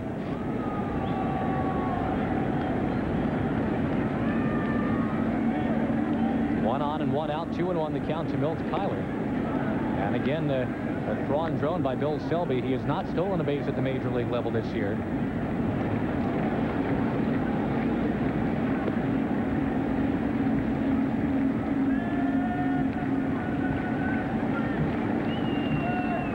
Big Bob Malachy gets Kyler to get to 2-2 in the count as he poured the fastball right by him. Well, Kyler, during his days with the Tigers, Sparky Anderson was the manager, and Sparky was trying to get him to use his speed more, use the bunt, try and get himself on base. Kyler was somewhat reluctant to do so, and maybe that's why he's batting 9th in the order here for Boston today. As Sparky says, if he could only bunt, he would have done a lot more for me. A rip foul here by Kyler, still 2-2. Kyler was the second round pick of the Tigers 10 years ago. That was a rough draft for Detroit. Of their first 18 picks, Kyler's really the only guy who's done anything in the big leagues. They did take Chris Hoyles with their 19th pick, but they traded him away before he became a success, so they never reaped that reward. There's a look at the lead of Selby as Malachi sets on the mound. Not going, and a base hit and a right will force Selby to play it station to station here. Had he been going, he'd be looking at first and third, but nice job of hitting by Milt. Kyler really worked the count on Bob Malachi. Now Sorrento holding the runner on, opens up that right side. Ball hit very sharply through the hole. In fact, so sharply that Selby could not advance to third base. One thing about the Kingdome here in the outfielders in right field and in left field, they are stationed much more shallow than they would be in other major league ballparks. The gaps, as you can see, the gaps in between the others, Griffey in center field, Bragg on his right, and then Buhner on his left. That's why this is such a good doubles ballpark, because the left fielder and the right fielder, when there's a ball hit to the gap, they immediately have to start chasing. It's not as if they can cut the ball off before it gets there. First and second, the situation, and a big swing for Hosey. Couldn't get it. Looked like the change at that time from Malachi. You talked about the positioning of the outfielders. Griffey always plays kind of a shallow center field. I guess that's all the better to glide back and make those Spider-Man wall crawling catches out there. And it also helps them throw out runners on the bases. Bouncing ball right side and off the corner in right. A run's going to come around. And moving towards third quickly is Kyler. It'll be runners at the corners as Joey Cora kicked the baseball in a shallow right field, and we have a 2-2 game. This is going to go as an error on Joey Cora that allows the run to score. I think he was trying to be too quick on the play, trying to get the double play. It would have been tough to do so anyway because Hosey runs so well. So it's almost as if you got to try and make one sure. Maybe would it better for him to come up with the ball and then throw to first base instead of trying to spin and go to second. That way he would have got the second out of the inning. But instead the Red Sox have a run. They have runners at first and third. Still only one out. And a chance for John Valentin now. Yeah, fly ball of any depth gives Boston the lead. The fastball for a strike. John Valentin wearing number 13. Kind of going against the grain. He wears 13 to honor his son Justin, who was born March the 13th, weighed 5 pounds 13 ounces, and his head size was 13 inches. So he said that's too much of a coincidence.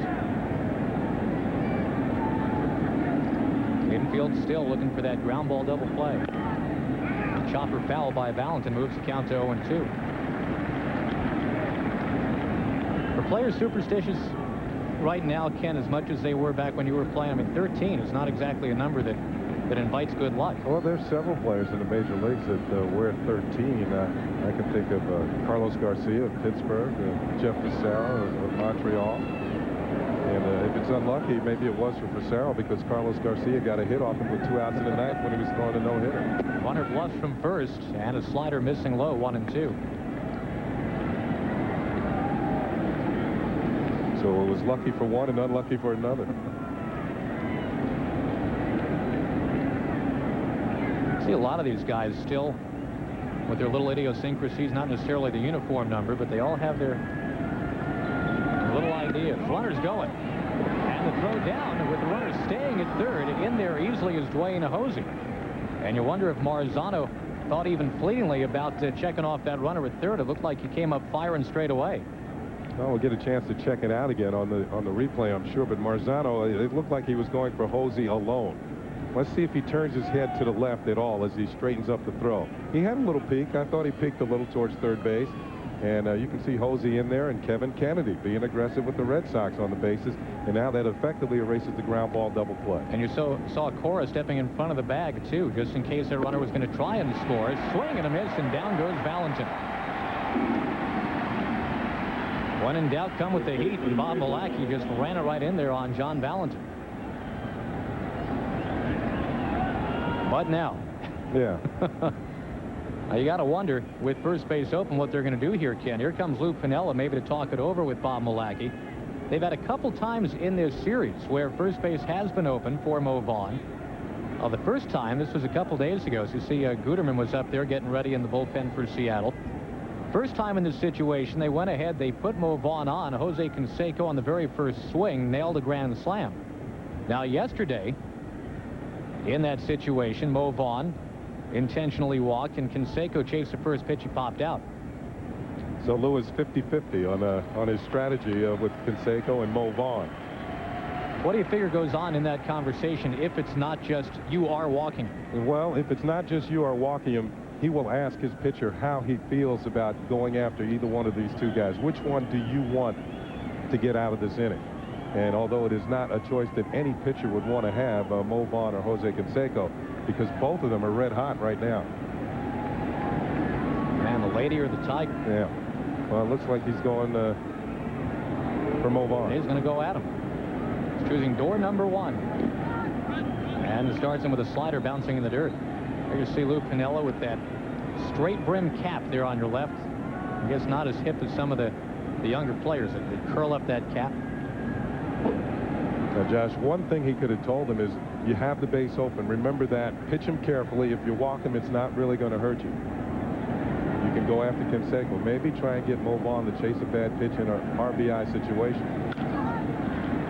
Boom, down to first, but foul. On the count now 1-1. So if you get behind here, let's say it does blossom to 2-1.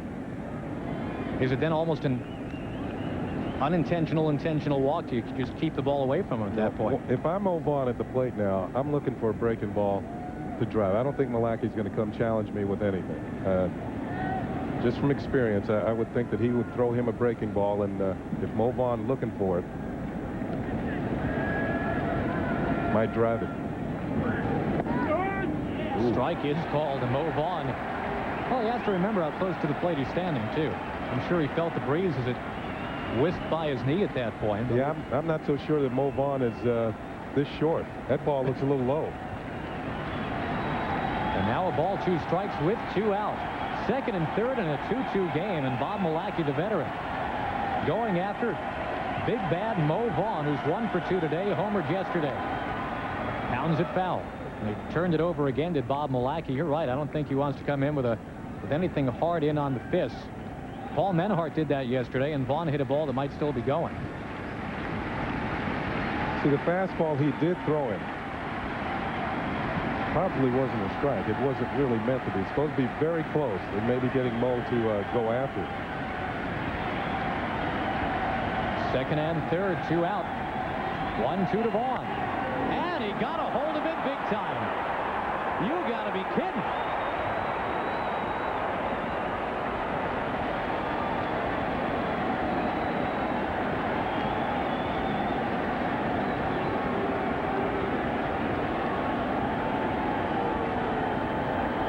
Well, Josh, they made the wrong choice. I think he's rethinking that now. Maybe door number 2. Well, the fact is he didn't throw him a fastball. It was a changeup. And Mo Vaughn, looking something off speed, drilled it into the upper deck here at the Kingo. Number 21 for Mo Vaughn. That one was an absolute monster.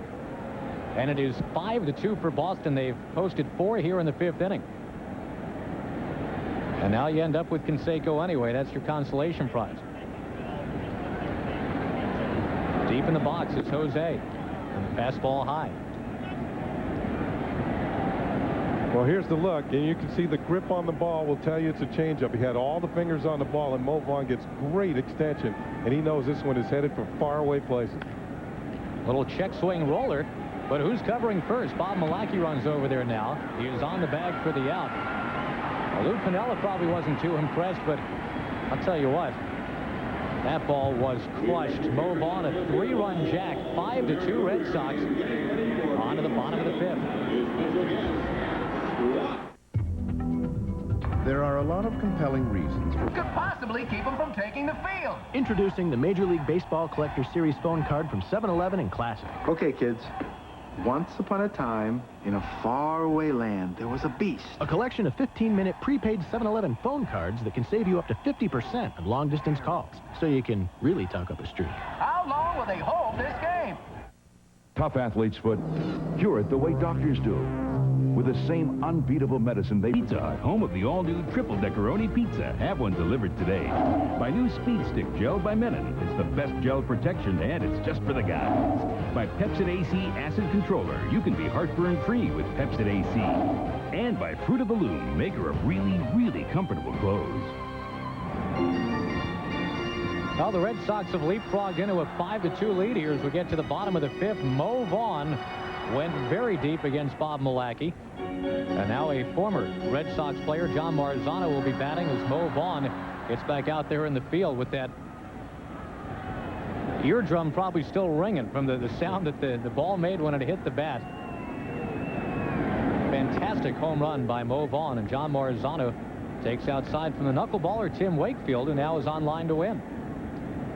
He's got a 3-run lead to work with here. One of the things he has to do is make sure he gets the first hitter of the inning out. And anytime you do that, you always set up the possibility of a double play getting you out of an inning.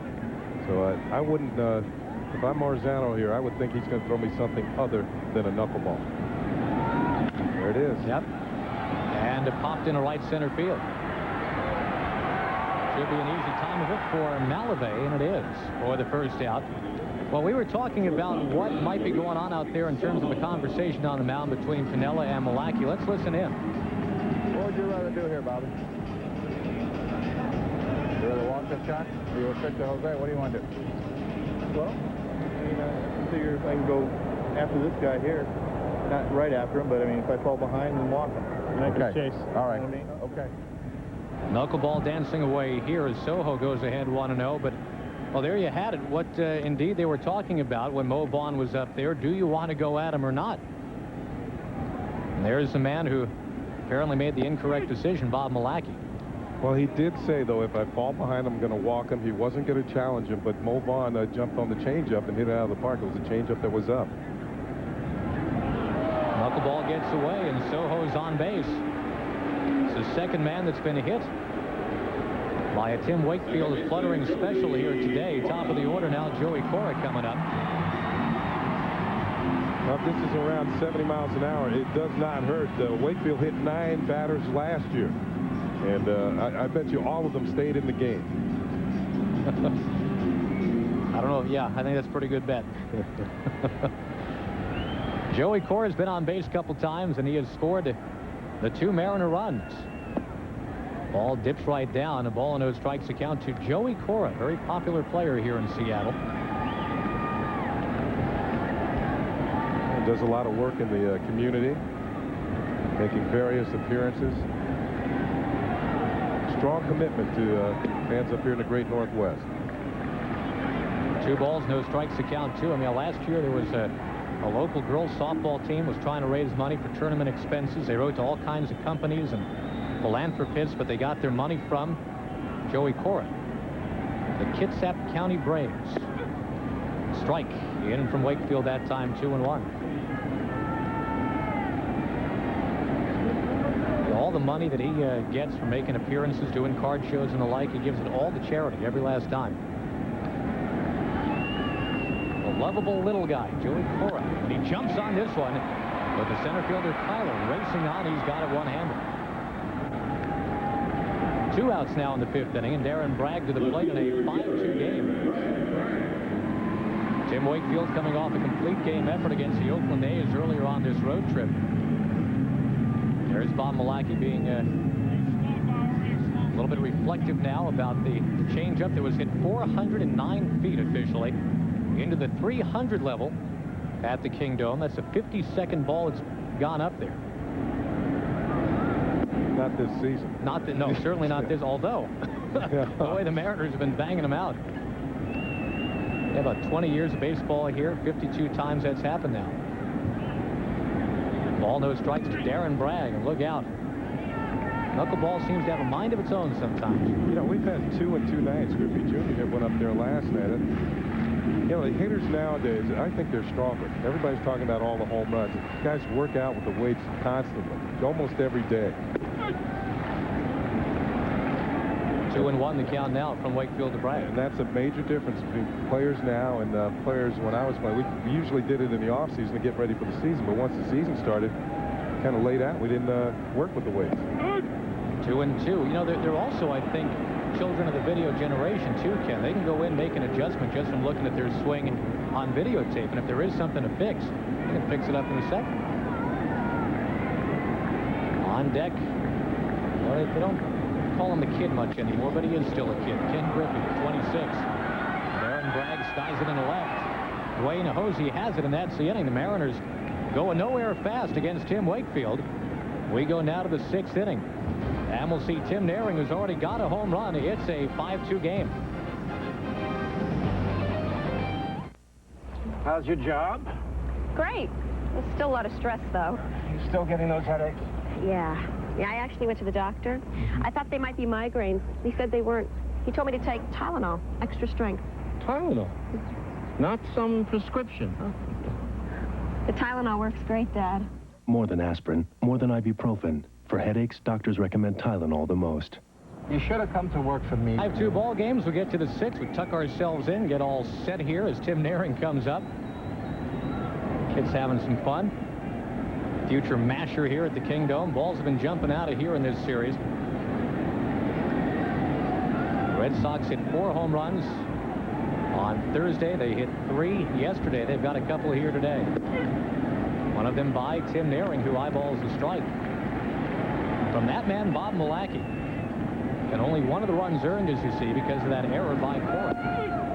Nice-looking curve from Bob Malacky. He's ahead 0-2. Yeah, the error kind of opened the door for the Red Sox in that inning. Really set up the inning, especially when you had hitters like Vaughn and Canseco coming up. The mashers that are supposed to drive in the runs. Woulda, coulda, shoulda been a double play. Exactly. Solidly to third, and Russ Davis. Look what I found. The former Yankee. All dressed up and nowhere to go behind Wade Boggs, and now in for Mike Blowards this year for Seattle. Really had no choice. It's either catch it or get hurt. There's a door number 1 that you take.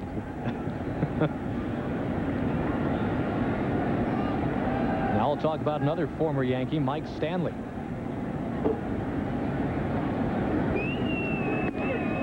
And the fastball for a strike. Bob Malacky, for the most part, Ken, except for very early, back in that first inning, he's been pretty much getting ahead. Well, last inning he had his problems. Used up a few pitches during the course of that inning. The Red Sox scoring 4 runs. But as you said, he's mixed it up well. Had a pretty good curveball. Fastball spotted well. And he's the type of pitcher can eat up innings. He's done that his whole career, starting out with the Orioles years ago. The curve is a beauty. Now Malacky's ahead 1-2. Yeah, that 89 season for the Orioles, that why not season. He was terrific. The team had been 54 and 107 the year before, and he pitched with a lot of poise, helped him out in 89. Check swing and the ball missing away. Another slider. Well, Bob Malacky being in Tacoma for some of last year and a lot of this year, you're close enough to almost be a part of what's going on here in Seattle. I'm wondering how that weighs on your psyche if you're so close, but you're not exactly there. Fastball away, 3-2. And this is a guy at 31. His kids are growing up now. He wants to spend some time with them. You feel like you're spinning your wheels in AAA. Bob Malacky says he thought about it last year, just saying, well, hey, the heck with this. Missing badly outside of here. And Mike Stanley on to bring up Jose Malavey. You know, one thing, though, Josh, the way the state of pitching is in Major League Baseball right now, if I'm anybody in the minor leagues who has any sort of a dream, I think I'm going to hang on, especially in the high minors. We got expansion coming up in a couple of years. Pitching's going to be thinned out even more as we're going to watch Guterman get up again and get ready. As Lou Piniella can sense maybe something happening for the Red Sox here in the 6th inning. Curve is in for a strike. A generous call on that outside corner from Larry McCoy. Well, you're right, Ken. Guterman, Malacky, here are guys that have kind of yo-yoed back and forth between AAA and the major leagues, but what a great time to be a fringe pitcher. Line shot down the left field line, but foul. And skidding by. Did Mike Jackson get that in his cap?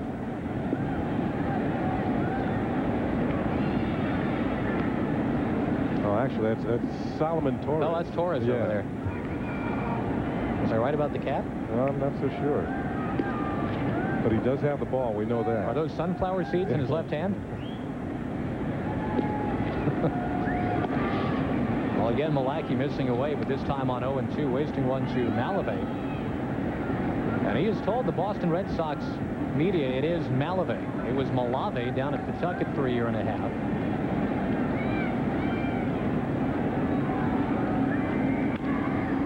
Chops it wide of the bag at third, down by Dave Oliver, third base coach who used to play in the Alaskan Summer League, as did our friend Dave Winfield. They played against each other. Winfield was a Fairbanks Gold Panner. They're now the Alaska Gold Panners. Tom Seaver came through that league. Barry Bonds, some great players. One of the best amateur leagues going. Well, Winfield certainly struck gold in the rest of his career, didn't he? Too. And speaking of well struck, Malavey and the ball getting by Buhner. They're going to send around Mike Stanley. He's chugging to the plate, and he is going to score. Staying at second base is Jose Malavey. He skidded one to the alley, and J.Buhner had it slip right by him. That allows another run to come on in. It's a 6-2 game. And this is a guy, J.Buhner, that takes a lot of pride in his defense, but he let this one scoot away. Well, the ball is well struck by Malavey, headed towards the gap in right center field. And you can see as Buhner reaches out off the tip of his glove and then all the way to the wall. And that allows Stanley, who's not the fastest of the Red Sox, to score all the way from first base, and that's going to be all for Bob Malachi. That's Bobby Cuellar, the pitching coach out there, making the change.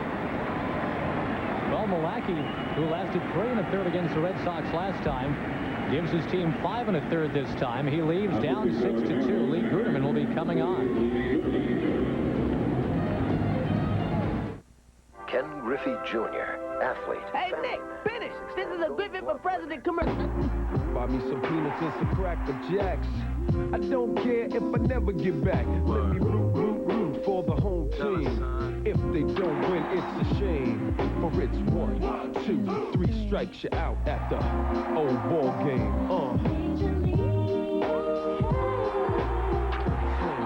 What a game.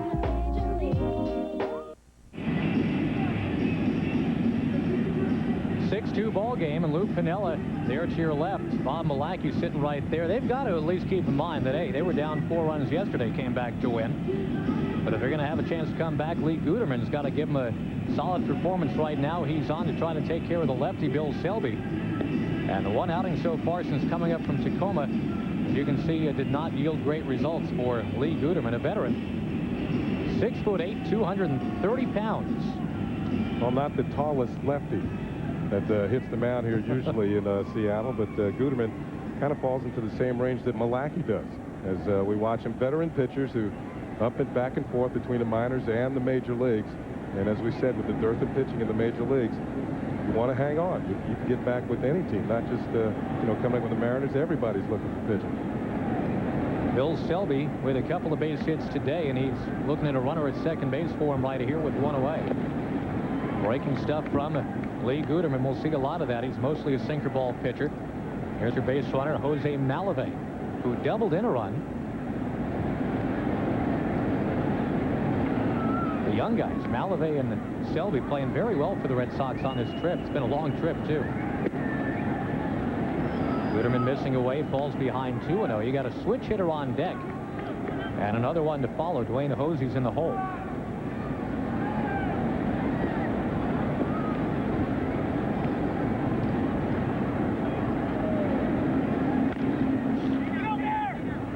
P.Sorrento will take it himself on the high chopper hit by Bill Selby. On the third, though, on the play goes Malavey.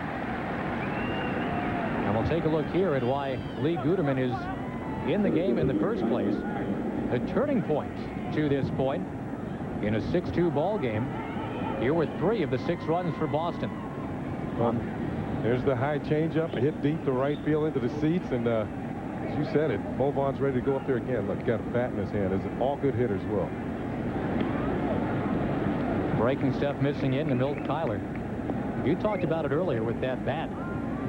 Vaughn, but with a lot of the other guys, especially on that Seattle team, going to lighter bats, even shorter bats, try to get better bat speed. Nice stop by Marzano. There's Mo Vaughn with a 36-inch, 36-ounce piece of wood. That's Kevin Mitchell, and Mitchell also uses a big bat, but these are two very strong people. Mitchell out on the DL with a bad hamstring.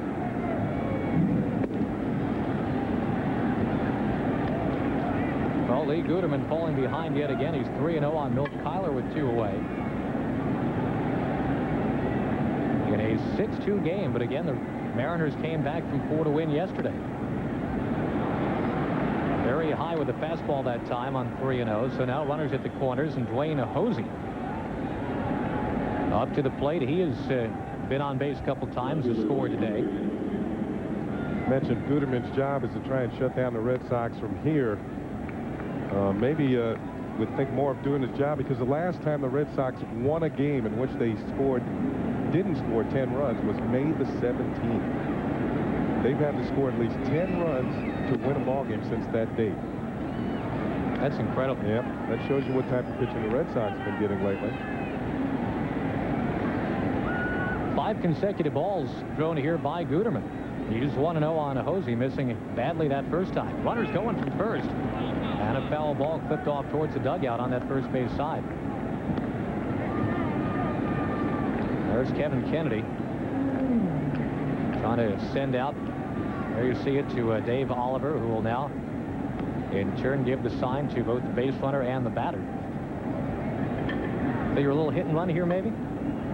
Well, first and third, 2 outs. A hit and run usually with less than 2. Anything is going to be a straight steal by Kyler in the second base.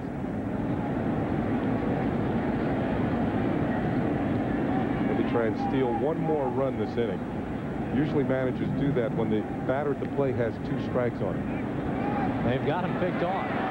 In the pickle is Milt Kyler, and he'll be slapped on the back for the out. The runner was only halfway down the line at third. Now they never a chance to sneak home. The Red Sox settle for 1. And as we go to the bottom of the 6th, Ken Griffey Jr. is coming up. Martinez and Buhner will follow in a 6-2 game in Seattle. Can what makes a car look good also make it safer?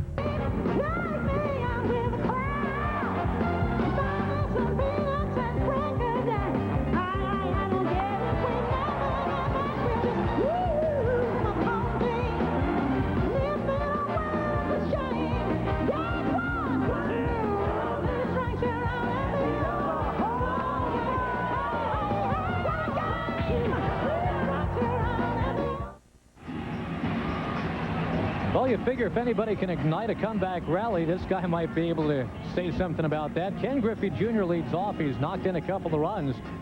That's all Seattle has right now. Down 6-2 here in the last of the 6th.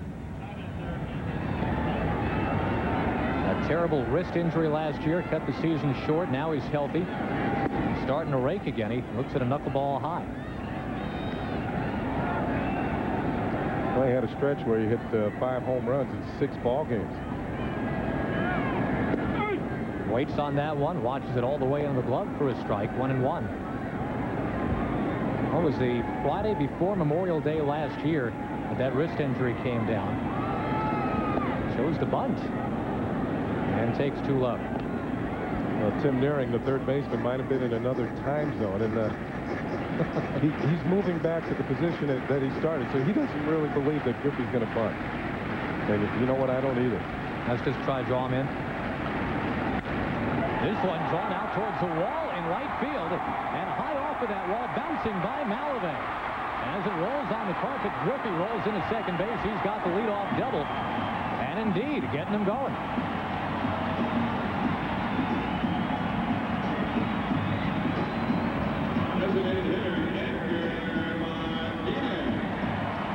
Let's see. It's going to be a knuckleball towards the middle of the plate. Kind of hangs right there for Griffey. Nice extension on the swing. A rocket off the wall in right field. Malavey gets a little too close to the wall. The ball bounces over his head. He possibly could have held Griffey to a single. Now he has to run it down, and it's a 2-base hit for the Mariners center fielder. Edgar Martinez watches one sail high.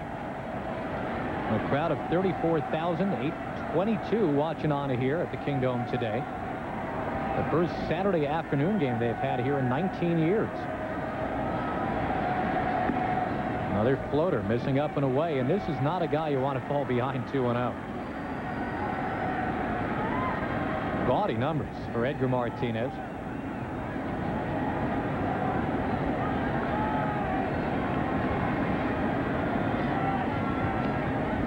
Almost getting away. It hit that corner of that big floppy mitt. Now you're 3-0 on Edgar Martinez, and J.Buhner waiting on deck. And a tough lefty after that in P.Sorrento. That's your basic 3-0 knuckleball. You don't see that very often. But I think with Edgar Martinez at the plate, that shows you the respect that Wakefield has for him. He just didn't lay it over it trying to get a strike. Now Martinez is ready to go to work. Stays away from him here, too.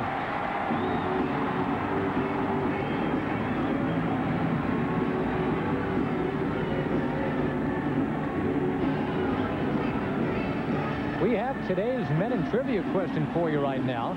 It involves that man, K.Griffey Jr. is 207 home runs in 968 Major League ball games. We want to know, did Teddy Ballgame hit more or fewer home runs in his first 968 games? We'll have the answer for you in a little bit.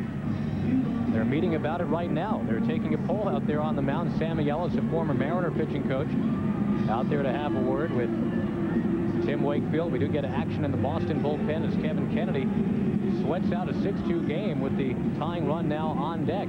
Garces is the right-hander. And it's Gunderson from the left side.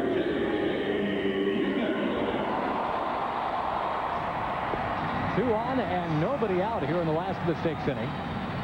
And Ken, so far, J.Buhner has been baffled by the knuckler. He struck out twice. Yeah, the door's been open, though. They have a couple of men on, speaking of the Mariners. But Buhner's had a heck of a time trying to make contact. He has struck out both times swinging.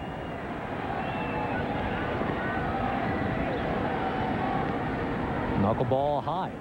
Stanley wasn't sure he caught that one. One thing about, one thing about catching a knuckleball is that you don't really reach for a pitch like you do with a regular pitcher. You have to wait till it gets on you and then make your final stab at it. You have to wait for the ball to come to you. Hard hit ball and could be 2-6-4-3. Shortstop second to first. John Valentin turns it in a rough day at the office for J.Buhner. Just a runner at third now and 2 away. Second double play turned by the Boston infield today.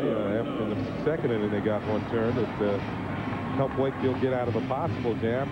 This time with a couple of runners on, nobody out, the pitcher's best friend, a double play.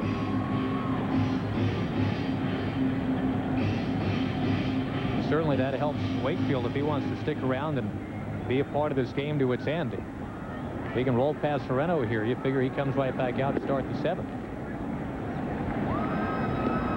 P.Sorrento played against the Mariners in the playoffs last year.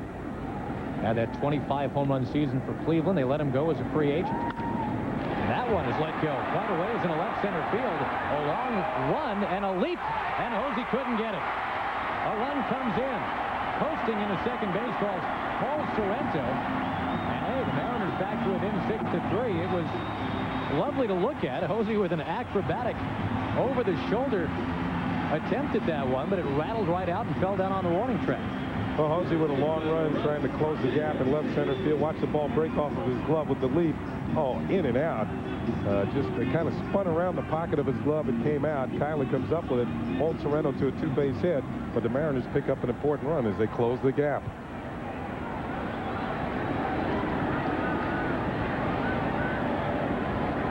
Now it's Russ Davis who takes a strike. Native of Hueytown, Alabama. They play Sweet Home Alabama when he comes up here to the plate.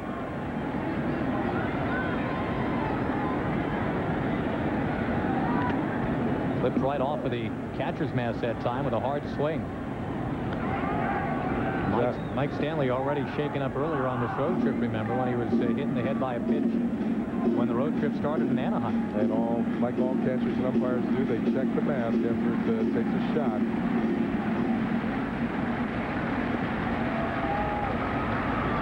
0-2, it is punched back to the screen. We stay at 0-2 with 2 out. Josh, we were talking about the Red Sox defensively and the errors that they have made. They've played better ball defensively, but the fact is defense is not only the amount of errors or unearned runs you make, it's the great plays that you made. That would have been a pretty good play by Hosey out in left center. Would have gotten Wakefield out of a jam. Davis perhaps gets under it just a little, and this time a more conventional opportunity for Dwayne Hosey to end the inning. A 6-3 game, and we'll return to the Kingdome for the 7th inning after a word from your local station. You're watching Fox Saturday Baseball. It's Blossom. Is that a ding-dong? Compromise. I get the ding, and I get the dong. It's fresh. On now to the 7th inning here at the Kingdome in Seattle. Josh Lewin, Ken Singleton with you. And we appreciate you tuning in here on Fox. We'll be with you again every Saturday through the regular season. Dwayne Hosey chops one right off of the plate. And the former Red Sox catcher, John Marzano, wings it down there.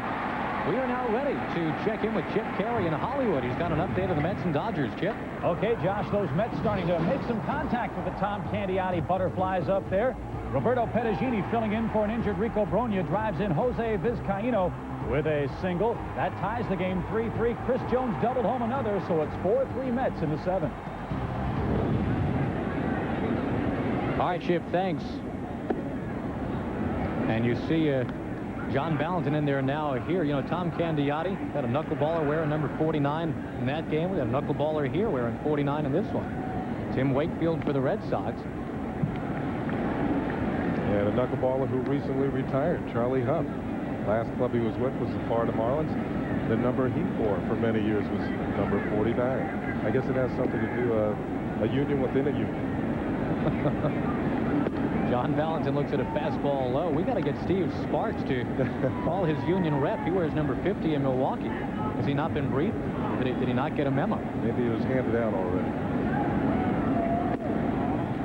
Once again, you see Marzano trying to yank that ball back in the strike zone. McCoy, again, has a generous strike zone to begin with. And despite the framing effort of Marzano, no strike call. Yeah, the least amount of movement a catcher can make behind the plate, he has more of a chance of getting the ball called the strike. If you start yanking, moving that glove around, the umpire gets a sense that you're trying to fool him. John Valentin draws the walk. Gives us an opportunity to get to the answer to today's Men in Trivia question. Ken Griffey Jr. with the 207 homers and 968 Major League games. Did Ted Williams hit more or fewer? Williams hit 213 home runs in his first 968. Ended up with 521. Mo Vaughn up there, fresh off of that 3-run homer in the 5th inning. He's 2 for 3 today. That Ropey hit out of here into the 3rd deck. That's the difference in the ball game, Ken. He ropes this one, too, this time staying in the yard. It'll be 1st and 2nd for the Red Sox with just 1 out. They're slamming the ball here. Not much of a surprise. Lou Pinella's been down the street before. He knows the Red Sox can hit.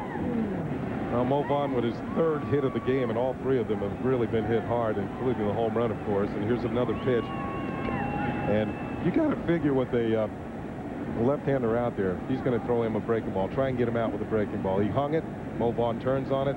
And now Lee Guterman's going to be leaving this ball game. Mike Jackson going to moonwalk in for us here and try to take care of Jose Canseco. Yeah, you don't want to leave a lefty out there to face Jose Canseco. A 6-3 game. And it will be Canseco battling Jackson coming up.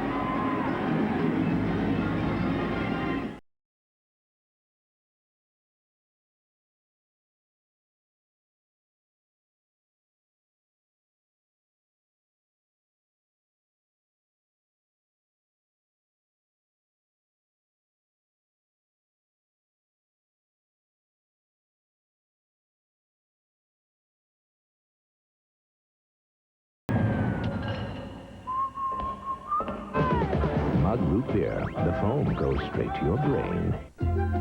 When I was just a little boy, I asked my mother, what should I be? Shall I be handsome? Shall I be rich? Here's what she said to me.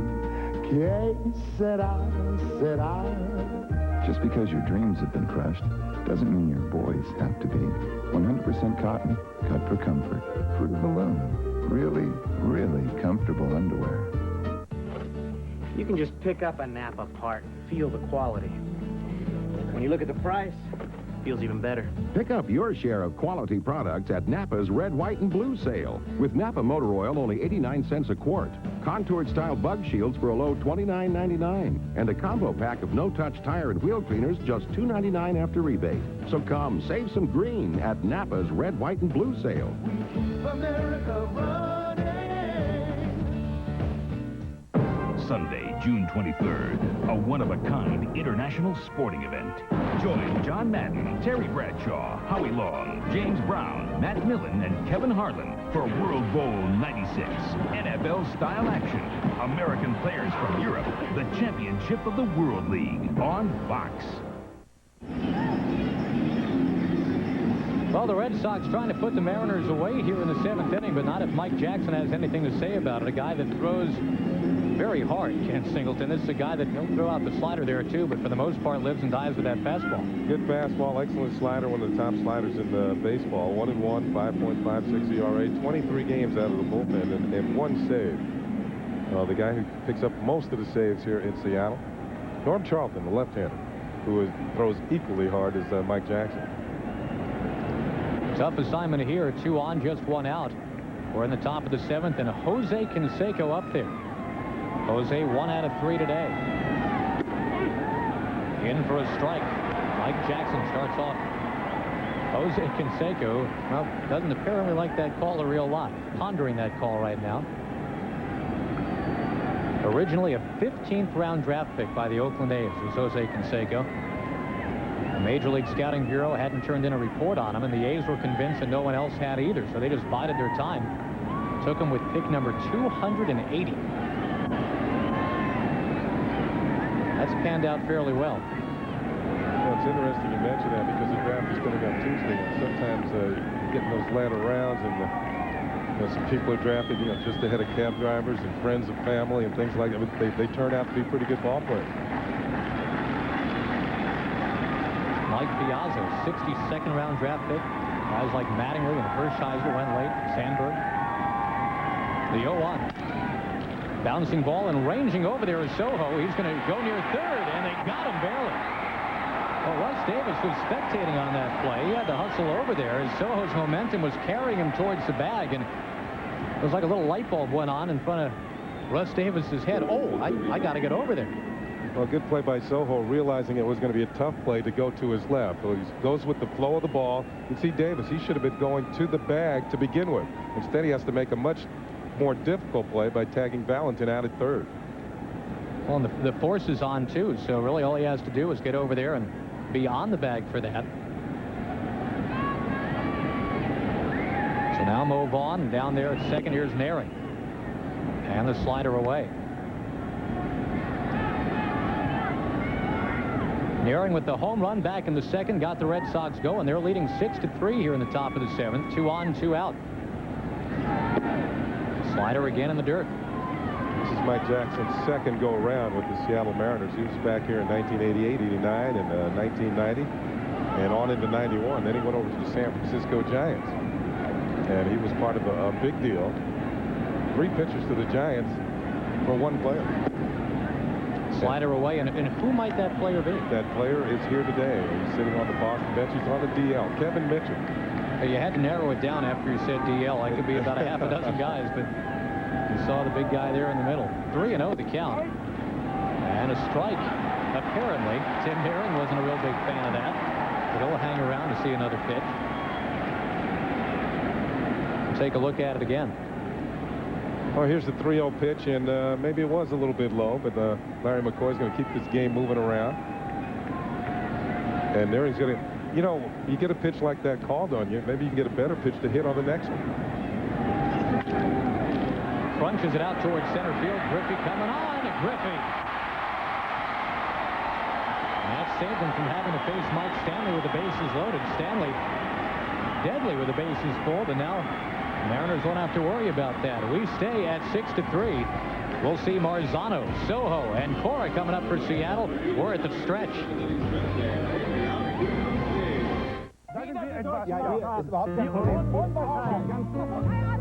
Can France and Italy, Austria and England, Germany, Spain, and the Netherlands ever really agree on a single currency. Actually, they already have. Gold MasterCard.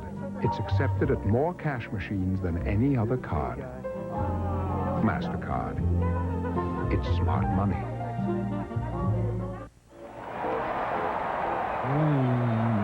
Harry, here's the ball boy. Runners at second and third. He struck him out. Oh, for the long one here. Then spot the station identification. 10 seconds, Harry. Holy cow, I need another Big Bite pronto. The 7-Eleven all-beef quarter-pound Big Bite hot dog, now just 99 cents. Boy, is that a mouthful. Holy cow, we're back. How's your job? Great. There's still a lot of stress, though. You still getting those headaches? Yeah, I actually went to the doctor. I thought they might be migraines. He said they weren't.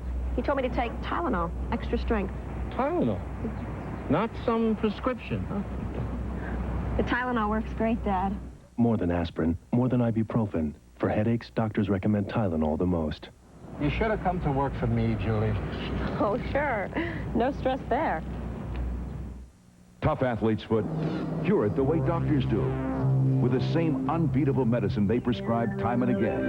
It's in prescription strength Desenex. Nothing cures athlete's foot better. Prescription strength Desenex with the doctor's cure. Tonight, see what happens when the world's biggest party goes totally out of control. Cops at Mardi Gras, part of a full hour tonight. Red Sox 6-3 here in the last of the seventh, and this game summary is brought to you by 7-Eleven. Well, of all the things that come up in this game summary, the biggest thing I would say right here is the Vaughn 3-run home run in the fifth inning that really turned this game around. Look at you with that chalkboard. Everybody should have one. John Marzano takes a strike, and well, it was yesterday that the Mariners put up 4 runs in the seventh inning to actually win the game. They're trying to come back here this afternoon, but here's Marzano down in the count to 0-2, and we've got an EBG right there, E-ball girl. Although a couple of these Mariner ball girls have been making some spectacular plays in foul territory this year. Think you knew we were talking about it? Flip foul by Marzano. Anybody who misses anything out on the field is subject to be talked about. We're not easy markers up here either. Marzano just got a piece. I tell you what, Ken, I'm excited that here we are in the bottom of the seventh. We've made it through the middle of the seventh without an earthquake. It was at this point on May the 2nd that the old 5.4 came rumbling through. Bounced on the ground to third, and down to plate is Tim Naring to Vaughn for the out. They actually had to suspend a game here between the Mariners and the Cleveland Indians. Well, I was in San Francisco not too long ago. We had an earthquake in the course of the game. Yeah, but you guys played right through it. Yeah, the players didn't even feel it on the field. Here's Naring making that play, nicely down on one knee, then up in the strong throw across the diamond. And that first out of the inning is recorded. Now Luis Sojo takes a strike.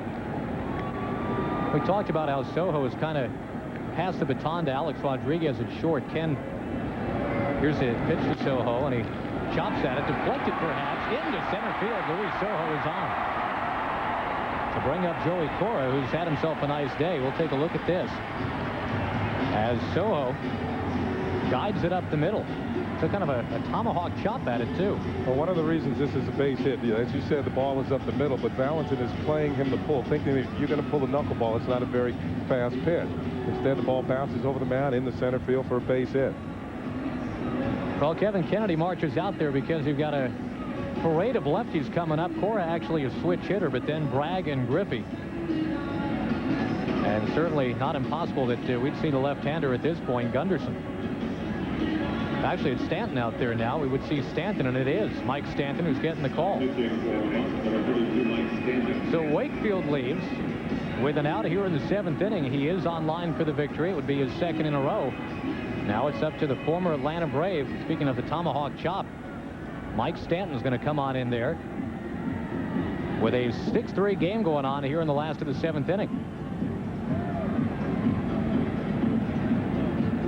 And there you see the, we talked about passing of the baton. There's a passing of the gloves. Jim Rowe, the trainer, says, I'll take that big floppy mitt. And Mike Stanley, you have just won a new conventional catcher's glove that you like.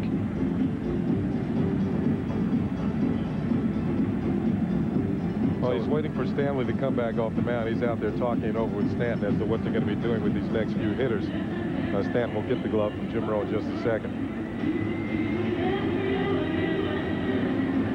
Hey, folks, Tuesday, it's Game 1 of the Stanley Cup Finals when either the Florida Panthers or the Pittsburgh Penguins travel to Denver to take on Joey Sakic and the surprising Colorado Avalanche. Don't miss all the action live in prime time, beginning at 8 p.m. Eastern, 5 p.m. Pacific.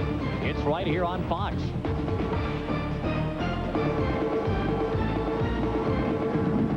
It's some terrific hockey series, and it's been a pretty good series here between the Red Sox and the Mariners. Seattle trying to rally as they've chased the knuckleballer away. Tim Wakefield sits it out. Wakefield with a chance to win this one 6-3 has gotten his ball club to the latter innings of the ball game. Now it's up to the bullpen, and this has been a real problem for the Boston Red Sox early in the season. You're about a third of the way through the season. I shouldn't say early anymore. About a third of the way through, and this is where Kevin Kennedy has seen things blow apart for him time and time again. The Red Sox on top of the lead, goes to the bullpen, and the bullpen cannot shut things down. Kevin Kennedy has been just kind of crossing his fingers on this road trip. He never knows what he's going to get. It's the old Forrest Gump bullpen at this point. And it looks like Alex Rodriguez, who's battling that bad hamstring and a touch of the flu, the wunderkind is going to get a chance to come out there and hit. What do you think? Well, the fact is that Kennedy goes to the left-hander. Lou Piniella counters with a right-handed hitter, and one of the hottest that he has. Kevin Kennedy's got to see if Stanton can come in on Alex Rodriguez. Mike Stanton turns 29 tomorrow. Now he's trying to save it for that guy right there, Tim Wakefield. Mike Stanton had some real good years with the Braves. He saved 27 games in 1993, most ever by a Braves lefty. Also the Braves workhorse in the 92 playoffs, got into 5 games in the series there, and then 4 more in the World Series that year. That's the series where R.Davis HR won it for the Blue Jays with that 11th inning double in Game 6. Pretty impressive numbers for a player that's just 20 years old. 354 average, 10 home runs, 40 runs batted in. Lately, he's been hitting out of the second spot in the order and getting some good pitches to hit in front of Griffey and the other bombers that the Mariners have. Stanton pours in the first pitch strike. You catch yourself double-checking. I mean, 20 years old just sounds absolutely wrong for a guy that's put up these numbers. I keep looking down to double-check that birthday. But it's true. Strike is called, and again, that black hole on the outside of the plate swallows up a batter in this game. But I tell you what, Larry McCoy's been consistent with it. I think it only bothers the guys when it's not that way, right? 12 blown saves. That kind of tells the story of the Red Sox season to date.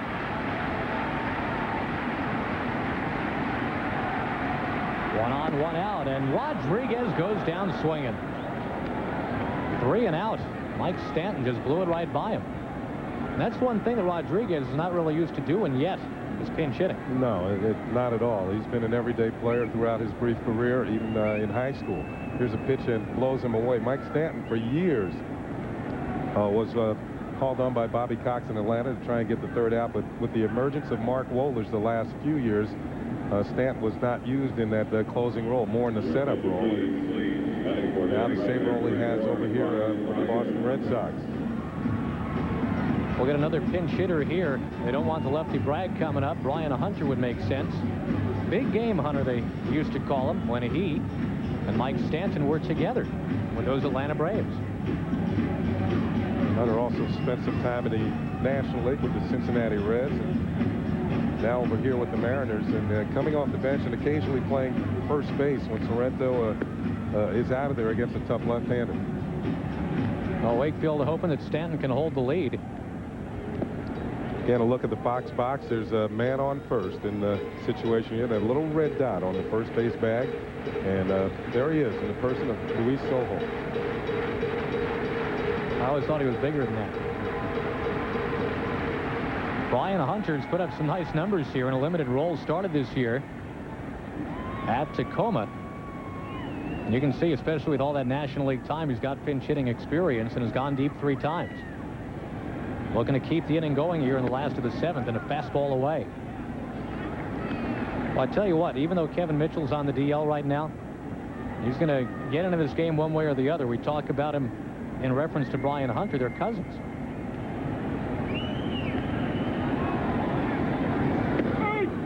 Strike is called. You saw Griffey a moment ago waiting for his turn on deck. That's part of the importance of this at bat here. If he works his way on base, Ken, you've got Griffey coming up as the tying man.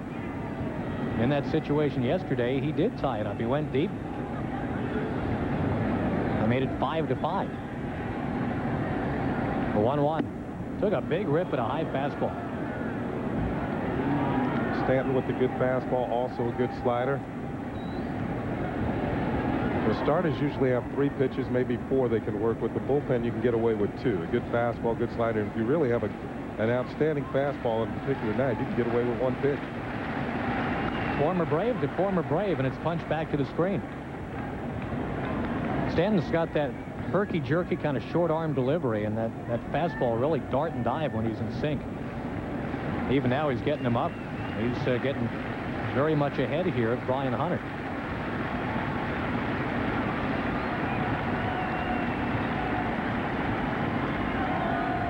Tying man is on deck here in the last of the 7th. On 1-2. Sots it in the right center field, and Griffey's going to get a chance. Taking the turn and going to third is Soho, trying to go into second, and getting there is Hunter. Very aggressive baseball, and Ken, I don't know. If he doesn't make it, you take the bat right out of Griffey's hand. It's almost as if when you make a play like that, you got to be sure that you can make it standing up. Tim Wakefield a little bit more nervous on the bench as he sees Griffey step in as the tying run in this ball game. Well, the other thing this does is now it opens up first base. Here's a throw in from Malave, and the head first slide of Hunter hustling into second base with a pinch hit double.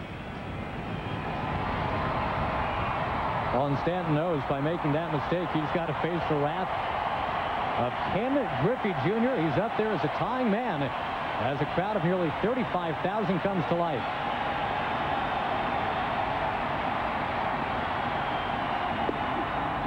Strike is called. Larry McCoy shot the arm out there. It's 0-1.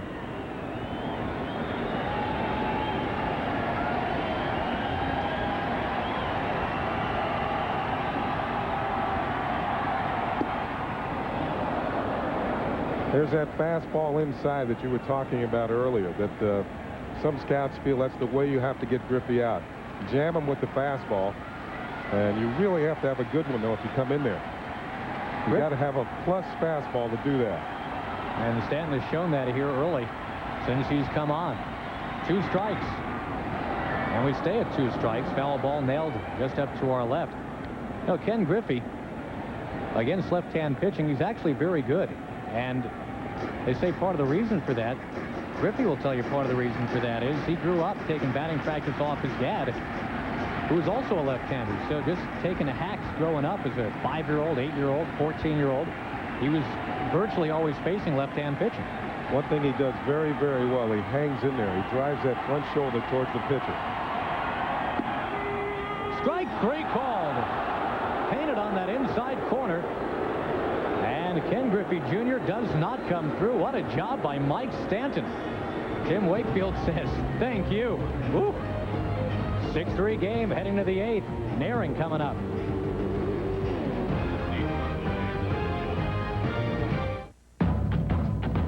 Hey, you're a guy, and guys want to be cool. Hang out with other guys who are cool. But even cool. Stanton walked the tightrope to get out of the bottom of the 7th inning as the Red Sox still lead at 6-3, and now some defensive changes. Soho scoots over to second base from short. And staying in the game to play shortstop, there he is, Alex Rodriguez. Brian Hunter stays in the game. He'll play left. Mike Jackson continues on the mound. Lou Piniella continues to just calmly blow bubbles and hope that his team can come on back. We mentioned that each of these teams has checkerboarded it through for the last week and a half, alternating wins and losses for 9 games in a row. Win-loss, win-loss, or loss-win, loss-win. So consistently inconsistent, both of these teams. Now Kevin Kennedy hoping that a 6-3 lead is large enough. Mike Stanley looks to build on it. Stanley, Malavey, and Sylvie here.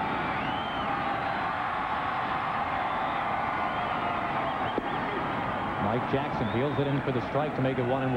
Mike Jackson, who spent last year with the Cincinnati Reds, had some arm trouble early in the season. Pitcher Davey Johnson before Davey moved over to the Baltimore Orioles. Now Ray Knight in charge of the Reds this year. There's that fastball up and in. He just runs right at a right-hand batter, too, doesn't it? Well, it tails in and the slider goes away. So 2 pitches that go in different directions and with pretty good velocity. 91 miles per hour on that last fastball. Checks his swing on 2-1. It came up near his hands. No swing, says Dale Ford, and now a hitter's count. And we talked about earlier how Mike Stanley, when he's this far ahead in the count, becomes a hitter that has about a 400 batting average or better. Well, that means he's usually basically looking for the fastball and looking to lead. Straight upstairs. Well, he had a good swing. Mike Jackson, though, he's a guy that comes right at you shoulder high in a day and age where a lot of guys are getting cute. A 94-mile-an-hour fastball that time, boring right at him. He's a challenge-type pitcher. There's no messing around when he comes in a ball game. Works fairly quickly. He's in there to set up a closer. Maybe work in the 7th or 8th or 9th inning, or maybe both. Got him, polished him right off as he turned it over that time. Mike Stanley remains hitless, and we'll take a look at that last piece of fire again from Mike Jackson. Well, right here he's going for a strike. He throws a slider, and it's a good one. Kind of breaks down and away, and Stanley swings right through it. First strikeout for Mike Jackson since coming on. Now here is Malavey, who's gone 1 for 3 with the RBI double. Strike 1.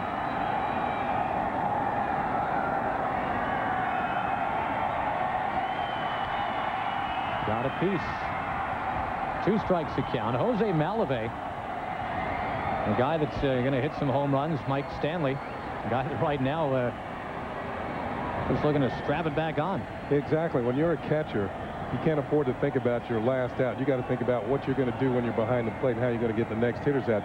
You don't have a luxury of the other players on the field that if they strike out, they go back and brood about it. You have to turn right around, start thinking defensively how you're going to help your pitcher get through the next inning. Mike Stanley's one of the best at it.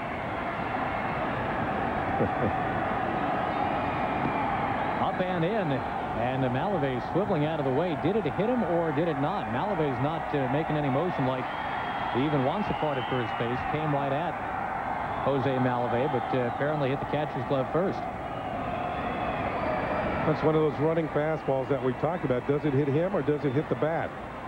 It looks like it got bat. And not only well, you get your feelings hurt when a pitch comes this close, even more so when it hits your bat and you take a strike. 1-2, and Malavey socks it away, foul again. Hurt feelings, Kenny? Yeah, every once in a while somebody comes in close to you and you get up and try and do something about it.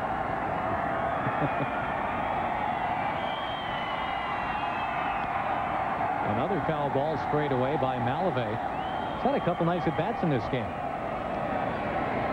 We talked about the home runs that he has hit. 24 of them down at Double-A in '94. 23 more last year at Triple-A. The 23 not much of a surprise because Pawtucket is a very friendly park for home run hitters. Well, he's chasing one up around his chest, maybe even up near his neck that time, and takes it away foul. You can see Malavey probably now in retrospect saying, you know, that was definitely ball 2. Well, it's interesting you mentioned about the home run totals in the minor leagues because sometimes organizations have trouble figuring out what their players are going to do at a major league level. The fact that he hit so many home runs in the Eastern League in Double-A gives you a good indication of the type of power that Malavey has, more so than at Pawtucket where it's a bandbox ballpark. In the Eastern League, it's one of the toughest leagues in the minors for youngsters to hit home runs, or young up-and-coming major leaguers. Yeah. So when you hit 23 home runs or 24 at that level, that shows that you might be doing something at the major league level one day. Lays off, or no, he doesn't. Went too far, says Larry McCoy. Couple strikeouts for Mike Jackson.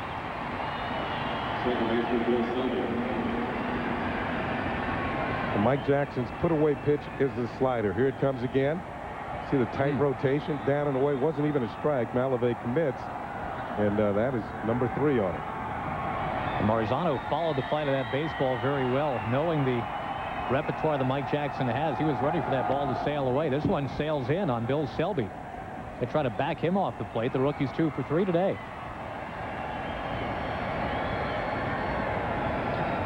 Well, the .299 average tells you that he's been doing the job for the Red Sox since he's come up. Now, his fielding might be suspect, but he might add another bat to this Red Sox lineup, but particularly against the right hitters, in which those are the days he's going to play. 2 balls and no strikes to count to Bill Selby with nobody on, 2 out. A 6-3 lead for the Red Sox in the 8th. Another tough slider, and a strike is called. See, one of the things and the problems that the hitters have with Jackson, it's a good, hard slider. It's meant to look like the fastball when it comes up there, even to a left-handed hitter. So you commit, you go too far, and he picks up a strike. Ooh, that's one Where was it? Yeah. That's one of the few that McCoy has not called today. Count balloons to 3-1.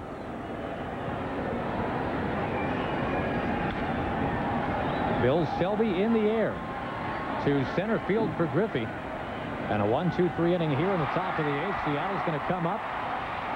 Facing that guy, Mike Stanton. Edgar Martinez grabs the bat and the helmet. He's ready with Buhner and Sorrento behind him. You have heartburn. Your stomach is dripping with harsh, burning acid. Which way out? Well, you can take these every few... MasterCard. MasterCard. It's smart money. By the new Dodge, we're thinking ahead. By 7-Eleven. Oh, thank heaven for 7-Eleven.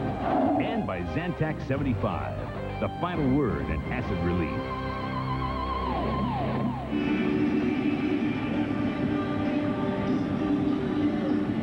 At the Kingdome, under the roof, 6-3 as we hit the bottom of the 8th. Josh Lewin along with Ken Singleton.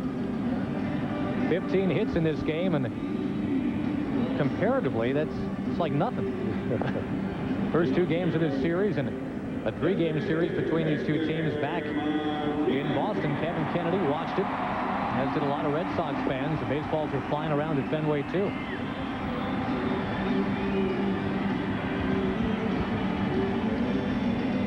Look at Kevin Kennedy there. His manager has been very successful. He's came through the Dodgers organization. He's one of those managers in the minor leagues. They are waiting for Tommy Lasorda to retire, and Tommy's into his 20th year as a manager of the Dodgers. So Kevin Kennedy moves on to another organization, first for the Expos, then on to the Boston Red Sox. All the teams he's managed in the major leagues and in the minor leagues have never finished lower than 3rd. And he's been very, very successful during his managerial career. Waiting for Tommy Lasorda to hang it up, it's like waiting for Godot. It's not going to happen. Exactly. Another manager, Terry Collins, was in the Dodger organization for 8 years. Terry's now the manager of the Houston Astros and doing a fine job with a pretty good ball club. Well, Kennedy and Piniella finished 1-2 in voting for AL Manager of the Year last year. Piniella got the big lift from this fellow that we're looking at, Edgar Martinez. And this year he's at it again, batting .344 right now. Takes a look at a strike from Stanton. He's been right there. Mike Stanton's been terrific. He's done a great job today. Edgar Martinez gone 2 games without a hit. That was following a 12-game hitting streak. He doesn't have a hit today, although he's been on base twice with walks. Well, that's the thing about Martinez. Even when he goes into a mini slump, and they're always minis, even if he's not launching those doubles, he will work a walk for you. 1-1 pitch. Ford in there for strike 2. What do you figure makes him such a consistent hitter? Well, first of all, he hits the ball from line to line. He has a very good eye at the plate, does not chase many pitches. So he's always, or not always, but most of the time he gets ahead on the count. And he can pick what he's looking at, pick a pitch to go at, and go from there. Came in on him that time, the count 1-2. I guess he's a guy that makes adjustments, too. You pitch him in. As long as he's looking for that, he's fine. That's part of being a very good hitter. Stanley with the target. The pitch is almost right there. Maybe a little bit too far out over the plate, but Edgar didn't get to it. Defensively, they play him straight up around the field. Just the way that they laid out the positions years and years ago. 2 balls, 2 strikes now the count. I guess that's in part because this is a guy that we just don't know where he's going to take the ball this time. And he can pull it in for power. He can jack it the other way for power, too. Holding back, they'll appeal to see if he went. He did go around, says the first base umpire, Dale Ford. And Edgar Martinez still without a base hit in this one. 3 strikeouts now for Stanton. Now, one thing that Martinez did try and do, which was good, brings the bat back right away. You don't want to leave it out there for the umpire to get a good look at it. Now, there's a swing, brings it back real quick. But Dale Ford, the first base umpire, after the appeal from Stanley, rings up that right arm, and Martinez is gone. That'll bring up J.Buhner. Wallace this one to left field, jumped all over it. It hit on top, it hit the curtain, comes back in play, and Buhner sails into second base. That should be a home run. We don't have a call yet. Finally, there go the fireworks. That ball got up and over. It's out.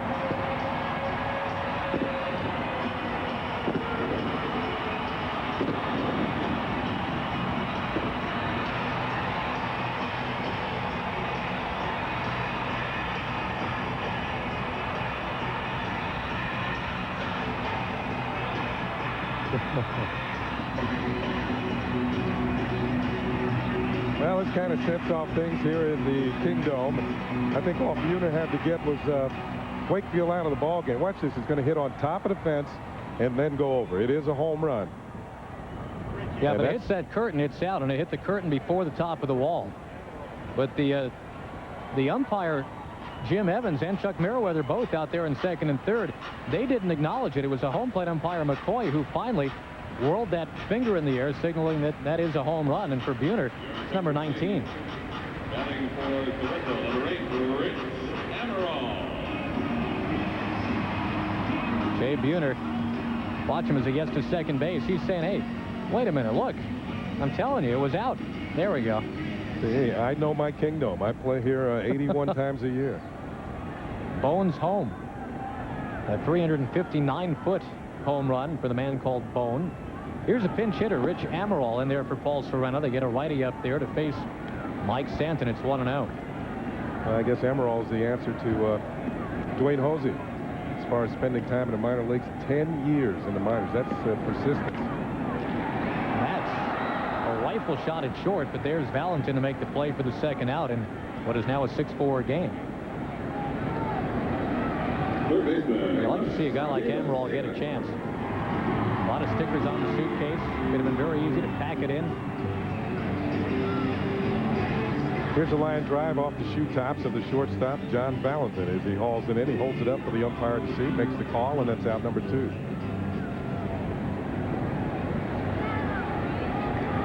Base is clear for Russ Davis. And he smokes one foul away to the first base side. I figure Mike Stanton, if he can get out of this, has done his job by working 2 innings. And there's a closer. He flips Slocum. He's sometimes closer. It's interesting to see how he's been used the last few weeks. Kevin Kennedy's kind of fallen in and out of favor with not just Slocum, but even this guy Stanton, who missed his high here. The count 1-1 to Russ Davis.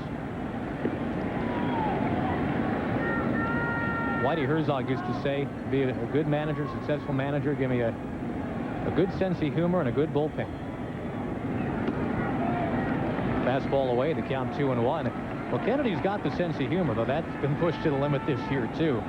But there you see it, 12 blown saves, and that's at the back half of that maximum. It's just not happening.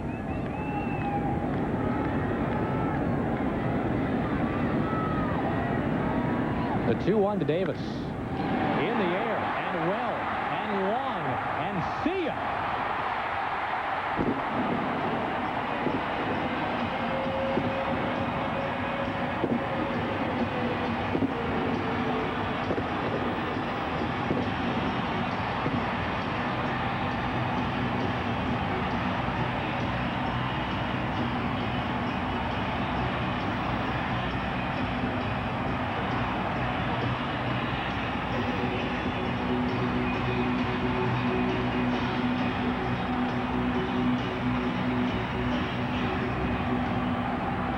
Buhner woke him up, and the alarm clock kept ringing in the ears of Russ Davis. He just pounded it out of here. We have ourselves, dare I say it, a 6-5 game.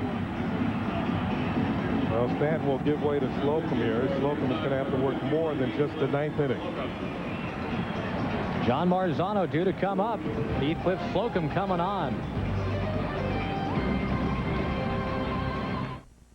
Get a tough case of athlete's foot, and you're benched. You get that itching, the cracking, the burning. That's when you want a medicine that acts tough. Boom! Tough-actin Tinactin. It cures even tough cases of athlete's foot. Get tough-actin Tinactin.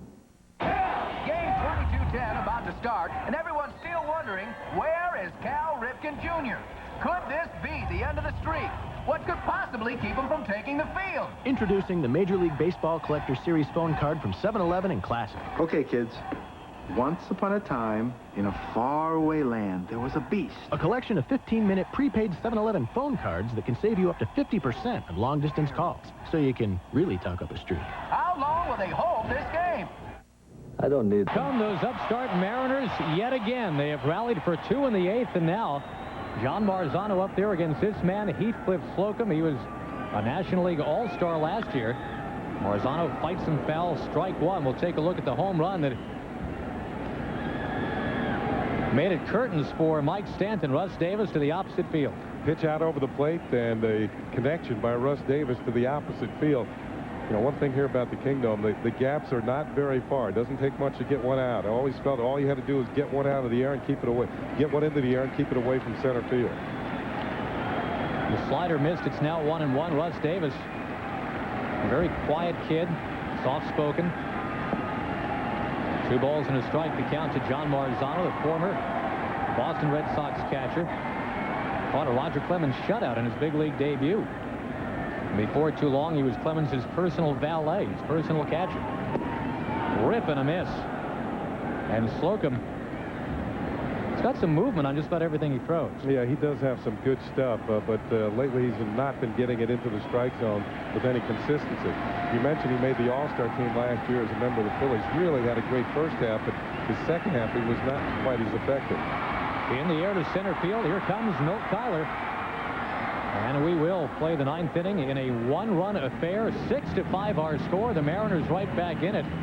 It'll be 9-1-2 coming up for the Boston Red Sox in that order.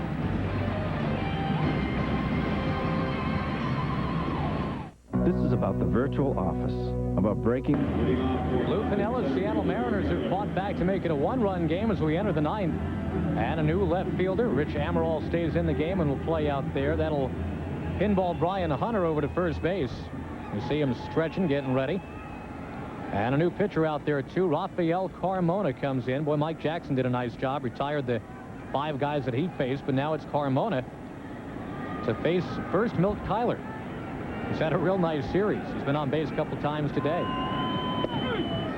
Fast one in there for a strike. And Ken, I guess right now, if you're the Red Sox, you're looking to chip out an insurance run, get this leadoff guy on. He's speedy. And certainly you'd like to do that, give your pitcher a little bit more room to operate in the bottom of the 9th inning. Carmona is one of those young pitchers that Lou Piniella had talked about that needs to get valuable experience, but they're going to get it at the major league level. And that's going on all over baseball right now, too. That's another reason to watch this draft coming up on Tuesday, the number of pitchers chosen in the first round. Maybe not going so much for quality, but quantity to build up your farm systems and maybe catch a diamond in the rough as Kyler's going to catch one in the leg. On 2 strikes. And I tell you, you had the swell of the crowd. You could really sense that having gotten ahead of Kyler 0-2, the momentum would continue. And then he breaks off the breaking ball here. Kyler never had a chance to get out of the way. Well, it's fastball 91 miles an hour into your thigh. I bet you that feels really good. Anyway, he's down at first. He's taking one for the team, and he's still trying to get loose down there to shake off the effects of being hit by the pitch.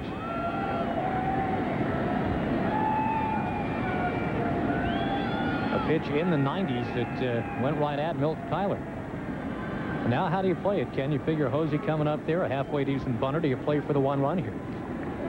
I would think you would go for 1, have Hosey move him over into scoring position. Then you have Valentin, Vaughn, and Canseco, people who over the last few years have hit over 300 runners in scoring position.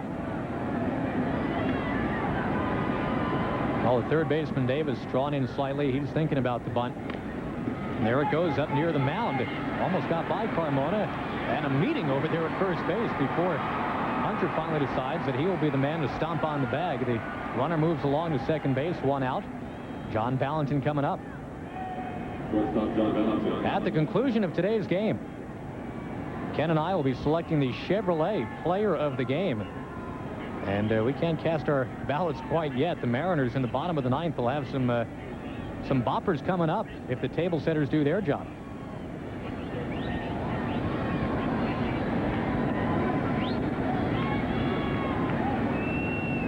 Runner at second, 1 away here in the top of the 9th, a 6-5 lead for the Red Sox. We just saw Kevin Kennedy set up his hitters to drive in a run. We're talking about Valentin. We got Vaughn and Canseco. Throwing Stanley there. Those 4 hitters in each of the last 3 seasons have hit over 300 with runners in scoring position. So they know how to drive in runs. Valentin takes a cut at it, and into shallow right. Buhner was playing deep. He's got a long way to go when he gets there. Kyler had gone halfway between second and third, so no chance for him to tag and get to third base.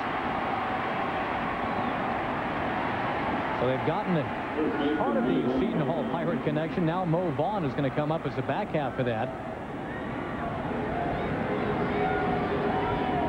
We'll take a look.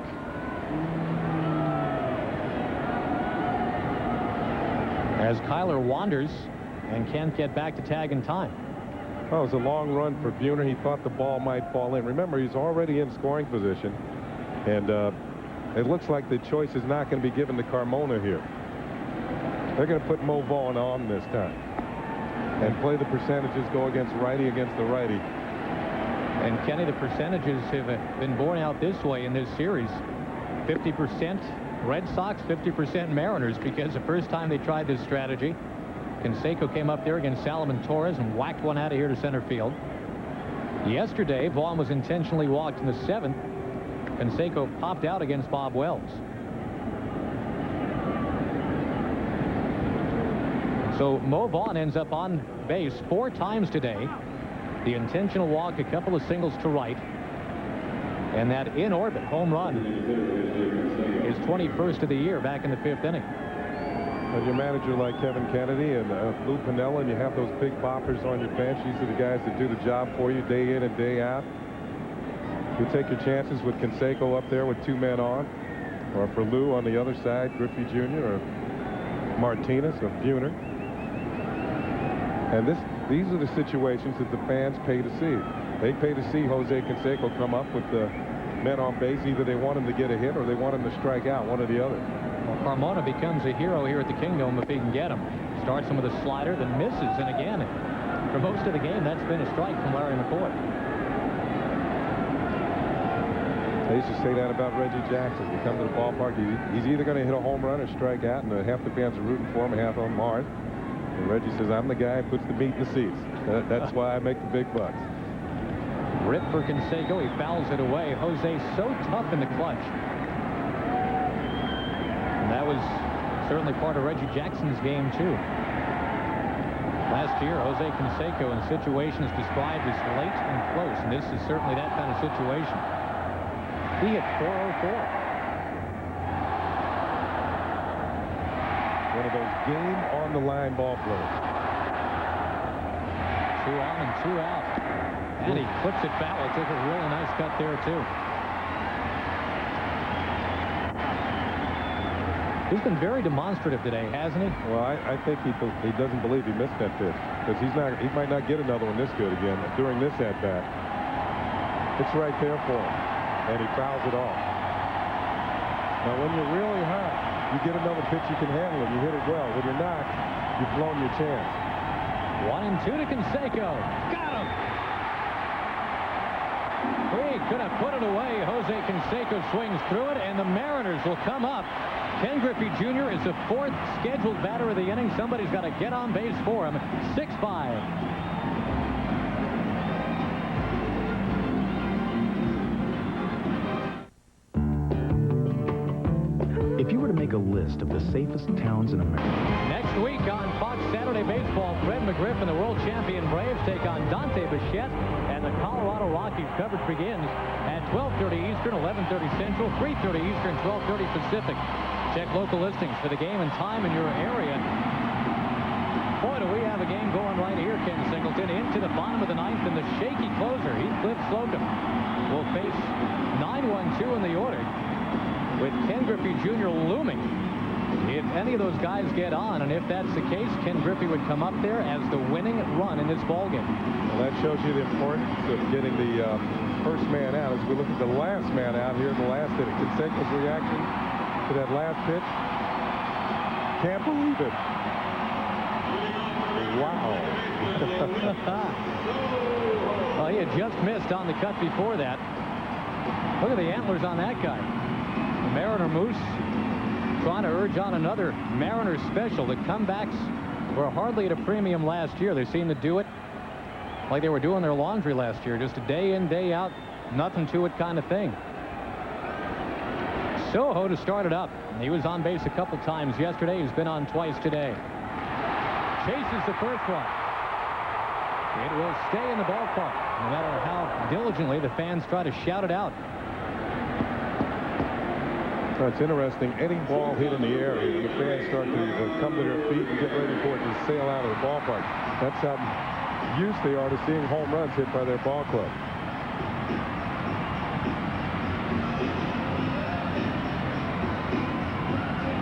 Slocum was in the game yesterday and pitched very well.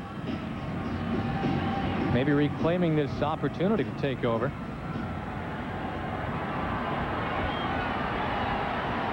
Tough assignment here. Alex Rodriguez. 20 years old and hitting .354. He's got some power. I think the power stat is more amazing than anything else. Sometimes youngsters come up, they'll hit for a high average, but the power comes later as they develop and get stronger. Rodriguez, the way he's built, kind of reminds me of a young Cal Ripken years ago. Slocum's last pitch, 95 miles an hour. The 2-1. In there for a strike, 2-2. He's staying away from Rodriguez with the breaking stuff, but he had just come at him with a fastball. Actually 2-1 the count here with the one away. Look out. High cheese, 3 balls, 1 strike. To the new breed of shortstop, Alex Rodriguez. Doug Strange would pinch hit for a Hunter. Get a lefty up there against Slocum. No action in the Boston bullpen. Maybe reaching at ball 4 right there, Kenneth. Yeah, I think he helped him out on that pitch. Remember, like you said, you want to get one man on at least for Griffey Jr. to have a chance here in the bottom of the 9th inning.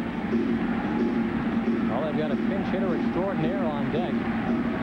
Rodriguez trying to work his way on. Let's take a look at that last sequence. Last pitch was a slider. 3-2 got him. Came with the heat that time, and now Heathcliff Slocum. It's just one batter away from sneaking out of this, and the Red Sox still hanging on to that 6-5 lead. Well, he went right after him, as he should in this situation. Fastball right there. Rodriguez underneath it, and he's gone. Second time he struck out in the ballgame. Lou Piniella working all the pedals on the organ here. Gets Strange up there. He had a memorable pinch hit home run for the Seattle club last year. Stanley's going to go out and have a little confab here, a little session on how to deal with Doug Strange. Well, Strange has been around. He's a good type of player to have on your ball club. Plays several positions. Kevin Kennedy with one more reminder for Slocum. And Stanley is how to maybe get the final out of the game. Maybe he's just going to remind him just to take a look over in the on-deck circle. Well, I was going to say, whatever you do at this point, the absolute worst thing that could happen is to have Griffey Jr. coming up there as the winning run. Yeah, next time the Red Sox see him, they want it to be tomorrow.